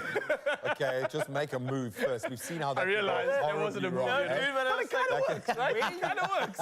You're already failing in just being friends if you want to make a movie already. Yeah. Wow, okay. Yeah, you had me on hello. Sal de Hennessy is next, right? Let's hope there's no movies in this one. I don't believe so, no. Growing up, every single one of my guy friends always just stuck around to see if they can get some. Oh, wow. And when they realized it ain't happening, they just disappeared. Shocking. There is me spilling the beans again. Hashtag with Jacobs, Expresso Morning Show. Shake it down. People been burned, That's man. a movie. People been Interesting, burned. yeah. It's a conversation. My friend. Me personally? Yes. Dude, like when I was younger, I had that issue. Like really, I would not be able to be friends with any woman because feelings would. I would want to make a movie immediately. sure. Yeah, man, honestly. But genuinely, What kind of nowadays I find a drama, an action? all the above, man. All of the above. But nowadays, I genuinely find myself almost having more female friends than guy friends because I'm in a solid relationship. I have a good woman next to me, and we have trust. And now I can see this to be a realistic thing. And off the bat, there's no intentions for anything else other than friendship, other than just the lekkerness of a friendship. And this is a new world for me, which I'm really enjoying. There's nothing else other than that friendship, and it's really cool. Bearing in mind, this is all in the context of being in a Speedo, eh? All the time. Yeah, so, man. But you've all got to the take time. that into account. All the time, Jeez. not just a little bit, like all the time. What about you, bro? So this is the thing. So growing up, I'm a shorty, man. So like I've always been the cute one. Everyone so loves even you. if I'm like into this girl, it's always kind of been like, oh, he's so cute. Oh, friend zone. You know, that's Boom. dude. The friend zone has come hit me hard, like over and over again. But I do believe that you can be a real friend. I think I look at Zoe and I. Yeah. You know, Zoe is absolutely gorgeous. Every single person that I meet is like, Zoe. Yeah, I know. Did you dial? And I'm like, dude, come on now. This is actually I feel you, bro. I feel you. my bestie, and it's my friend, and it's going to stay that way because I care so much about Zoe. So I think it is definitely possible. Yep. You just have to, as a guy, number one, leave your ego out of it, because I feel like sometimes as a guy, you think you're like, hey, maybe I can convert this friendship into something more. You know, I feel like slow your roll, dude. Enjoy the friendship, enjoy the conversation. Everybody needs somebody. We need balance in our lives. We need balanced perspective. It's absolutely vital. Yeah. And we just, you know, we work in an environment where you are constantly very close. I would imagine as an actor as well, getting into that space. I mean, you kiss people like on the fly. It's literally, man. In a Speedo, he's constantly And in a Speedo, But I mean, that just, again, stands a testament of you needing to have a solid relationship. And if you're not in a good relationship, to be solid with your own intentions. I think that's important. And just be honest about that. Yeah, man. Be upfront and honest. Well, if you're ready to spill the beans, you might be our next lucky winner. Do you think that men and women can really be just friends? If you have an opinion on the matter, a spicy one, we'd love to hear it. Spill the beans with us right now on the Expresso Facebook, Twitter, or Instagram pages using #WithJacobs. And one lucky viewer stands a chance to win a Jacobs coffee hamper plus an artisan KitchenAid kettle worth 5,990 Rand. So for all those terms and conditions, you can go to expressoshow.com. Have a little think about this. Where do you kind of fit into the grand scheme of things? Is it possible? I think it is. Make a movie. Make a movie. A world full of intense aromas and velvety smooth chroma, protected by a premium aluminium capsule. Magical Jacobs aroma. Making a movie. Okay, let's just do it. So Rana here, because, you know, it's so often that you see couples actually look like they could be related to each other, or even siblings that look like they could make a cute couple. And there really is no right way to ask either. So today we decided, hey, let's put our guessing skills to the test with a new game we like to call Dated or Related. Dun, dun, dun. Yes. I love this. This is interesting stuff. This is something that I'm trying to find out myself as to who is related and who is dated. And Cole, you and I don't even know the answer to this, right? No, I don't. No, we don't. That's why we brought these two, because maybe they do. We can Maybe they can help us. I've got gifts for you. So if you're right or wrong, you can just vote against. So there we go. David Watkins okay. and Sebastian Newman. Here we go. All right, so we've got, and I know that David Watkins this guy knows all about related and not related. He's got the whole vibe. Exactly. The amount of people that he dated in high school. Don't put this on me. So this is going to be fun. So this is how we're going to do it. We just have to just, pretty much go in, and let's see what happens. Let's go. I'm ready. Ooh, all right. First up, dated or related? What do you guys think? Definitely related. Related, it's the eyes. Yeah. It's the eyes. And they. I'm going to go dated. I don't think they dated. Dated. I don't think they're related. I think they dated. I'm looking at the nose difference. Yeah, there's Okay, let's see. So what is the answer? Related! Okay, I guess that's a success for y'all. You'll get the success. Okay, there you go. Well, then that's for you. We'll hold that flag for you. Okay, well, that's how the game goes. This makes sense. Okay, easy. Play along with us in Zanzibar. Okay, Let us know ready. what you think. Let's go to the next couple. Who are they? Dating. Whoa, they look... Dated. Dated. Gotta be related. It's like they want to trick us. They have the same eyes. Ryle. What do you mean? They got glasses on? Come on. Yeah. It's dating. Okay. Dated. Okay. Dating. What is it? It has to What's be. it gonna be? Yeah! 100% right. You guys All I do is win. I just think that there's chemistry in that picture. You can see they're so happy. They are very happy together. They're Do you smiling. think they start to look more like each other as the relationship Yes, grows? there's actually a Gotta thing. be. Let's find out who's next. Let me see the next one. Oh. Gosh, this is hard. Related. Oh, related. Related. Yeah, look at the mouths. I'm saying that gentleman's beard is way trimmed. I was gonna That's say- a related person. You can tell. You best. You know. I was going to say unrelated, that they're very well groomed. That's related. I'm going to say related. I'm going to say related, yeah. I'm gonna go with dated, actually. You know what? I feel like Okay, they just fine. wanted to look like each wanna other go against after. the grain. Going against you guys. What is it? Relate. Oh, All I do is win. Okay. Success. Okay, We're nice. 100%, so. You guys are on this, eh? Nice. Get money at the end. All right, next one. Oh, no. That's the nose. Is it the nose? Related. Not looking at anything else. They're traveling, they're at an airport. Let's get the backstory. Isn't that? Oh, that's dated. That's a good thing. I think I'm going to be wrong, but I'm going to go related. What did I say? Related. I said dated. Related! Who All said I do is dated? win, Finally got a hot mess. Finally They got just one look wrong. so cozy up. I can't agree. I can't disagree with you there, definitely. Something about it. I know what It was the nose. Okay, here we go. Definitely surfers. They look like they're Curly Australian. blonde hair. Australian. So I think they're definitely dating. Bondi. Yeah, Bondi. They Bondi dating, Beach. mate. I'm going to go dating also. I'm looking at the teeth. I'm going to say dating. The molars are exactly the same. They're definitely Oh, I related. don't know, mate. Dating, but I'm going to win. There we go. Boom, boom. Shake the room. Boom, boom, boom. It's a All I do success. is win. Well done. Do I get a prize at the end of this? The final question is, though, between Carl and I, dated or related? I mean, all the relationships Hot mess we've heard today. is I what don't it know is. That's it. We kind of look alike at some stages. But are you sure? Dated, related? Both got good there. voices. Same six-pack. Same wit. It works. You should stick around. It's your Feel Good Breakfast Show, and we're going to be relating you to something that is fantastic. If you love blueberries, then I suggest you stay right there. You're going to learn something so good. It's going to be amazing, my pudding.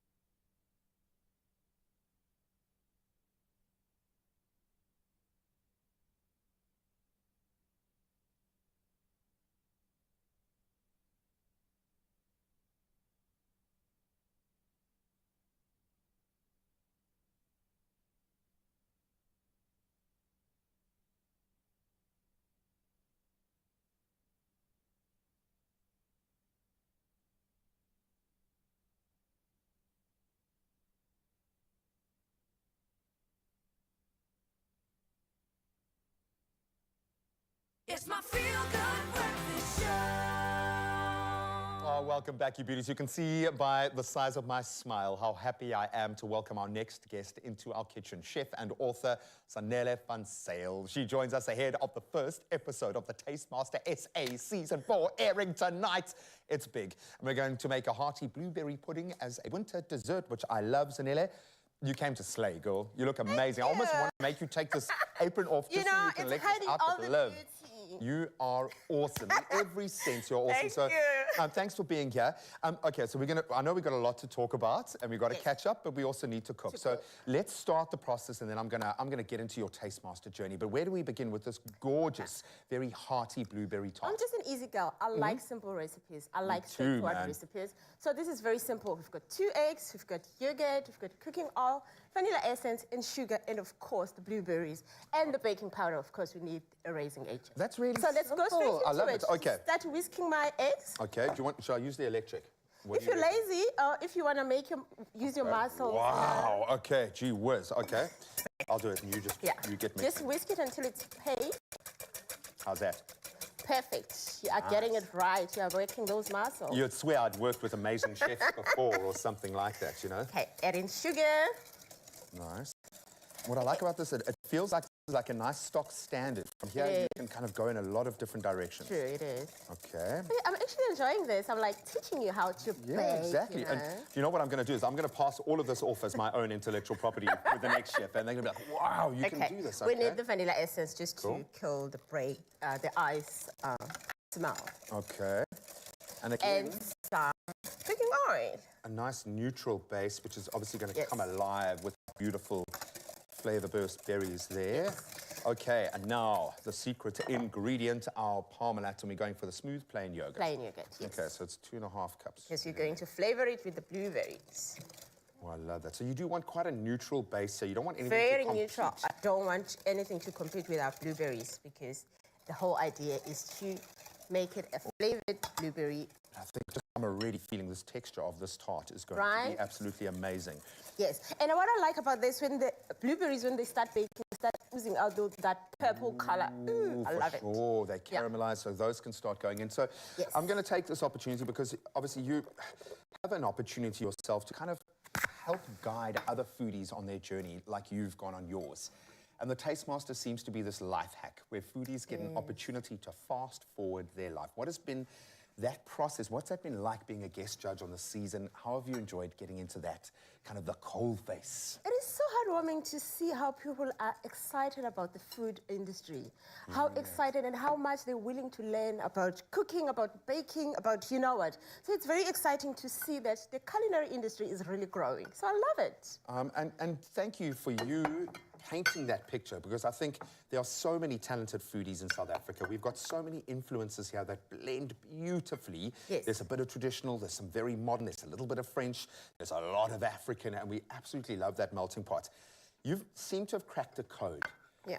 Advice for young bakers, for instance, if I had to use the example of someone who's launching their foodie career on Instagram, wanting to become that baker, to commercialize that talent, what advice do you have? I always say stay true to yourself. Be yourself, be authentic. People like original. Be yourself. We don't want another Jamie Oliver. Exactly. He's already there. Just be yourself and do your thing. People will follow you and they will like you. And be true to yourself. Love your food. Your food must be appealing because people eat with their eyes, you know? Exactly, and that's why the gram, I think, has taken off, is because we can introduce ourselves to new ways of cooking, new ideas, getting onto TikTok to try these things. There is a huge amount of value in this. Is just, I want to eat this. I actually just want to eat it with a spoon. But I want you to mix it more. Okay, let's give you a spatula now. Cool. Because now we've got blueberries in the mix. Blueberries, and we want it to be smooth. Ooh, yummy. And yeah, this is ready now to go straight into our oven, 180 degrees, for 35 to 40 minutes.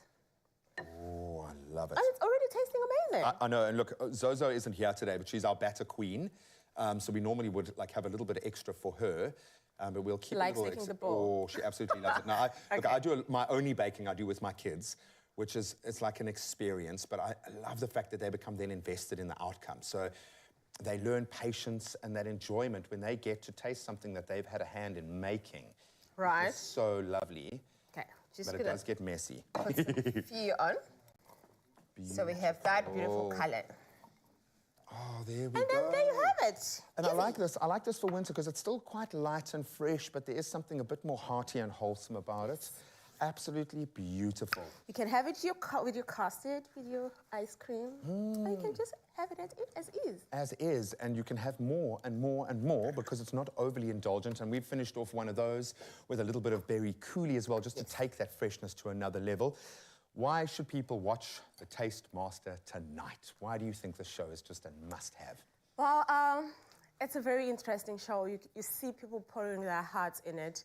And, you know, you learn a lot while you're watching. People are competing, but you still learn. It's an educational show. So I think everyone will enjoy it like they enjoy the other seasons. And it's inspiring. It is very inspiring. Because we get to work with the best. Absolutely love that. You can catch it tonight, 7 o'clock, SABC 2. Make sure you start this journey because another superstar foodie will be born out of this process. So to all of the hopefuls, good luck. Ooh, yum. From superstar foodies to superstars, right here on your Feel Good Breakfast Show. It's time to get another cuppa, warm yourselves up and get ready because this man and this man are about to entertain you one last time. Don't go anywhere. Mzansi, we'll see you just now. Ooh, I can't.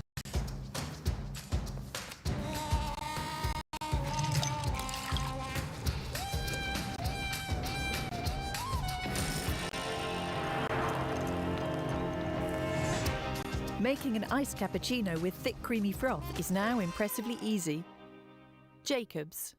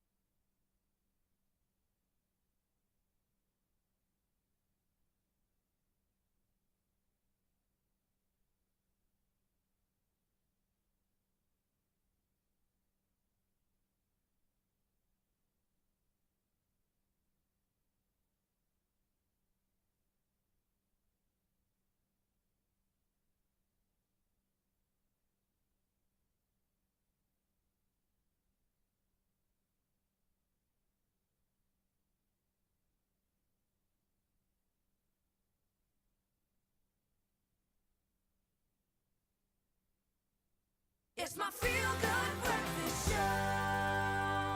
Oh, yes, Mzansi, welcome back. Your Feel Good Breakfast Show, of course. And we are kicking it, carrying on all the magic and doing exactly what we came here to do, and that's celebrate beautiful artists. And we got one right now, the singer, the songwriter, the producer, the multi-instrumentalist. It's David Watkins once again. He's standing by.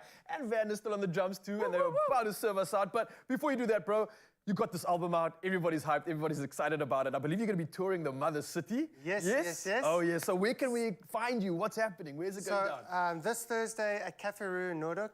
Nice. Friday in Strand Blomhuis Theatre. On Sunday, the Alma Cafe in Rosebank, Cape Town.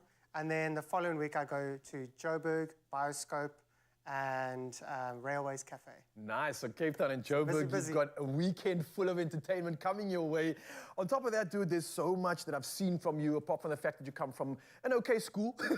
You're also doing so many things. What else can we expect from David Watkins this year, bro? You're just taking over the world. Lots more shows. I'm really just going to enjoy these songs for a while. Touring this album, sharing the music, seeing people react to it live for the first time. I can't wait for that. And then working all the way into summer and then some new music then. Love it, man. So without further ado, ladies and gentlemen, the man is standing by to perform. What's up next, by the way? Singing at Your Window. Singing at Your Window. Without further ado, sit back and enjoy.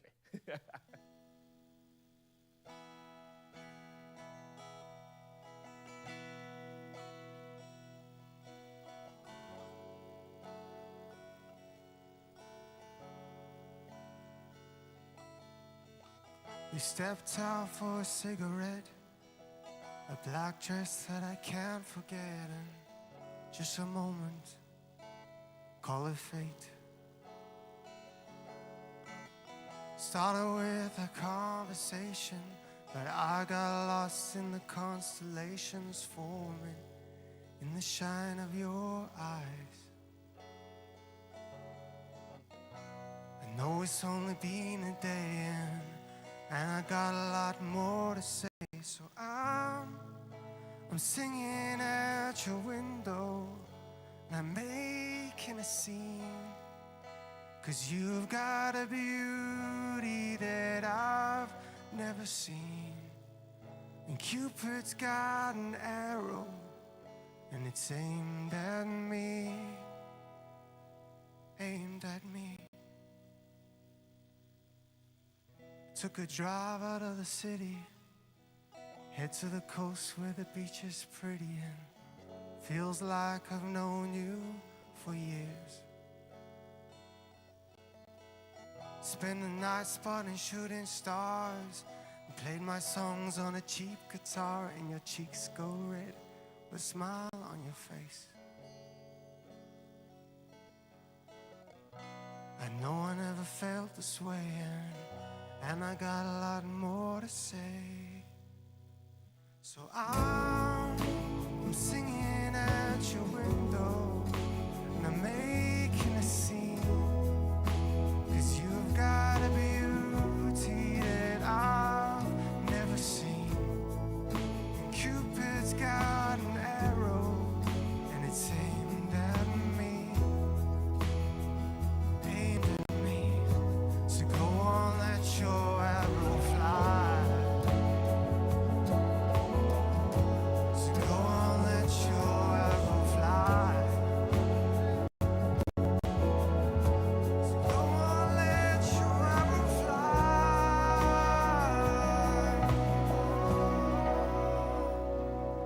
So I'm singing at your window, I'm making a scene, 'cause you've got a beauty that I've never seen. And Cupid's got an arrow, and it's aimed at me. It's aimed at me. So I'm singing at your window, I'm making a scene, 'cause you got a beauty that I've never seen. And Cupid's got an arrow, and it's aimed at me.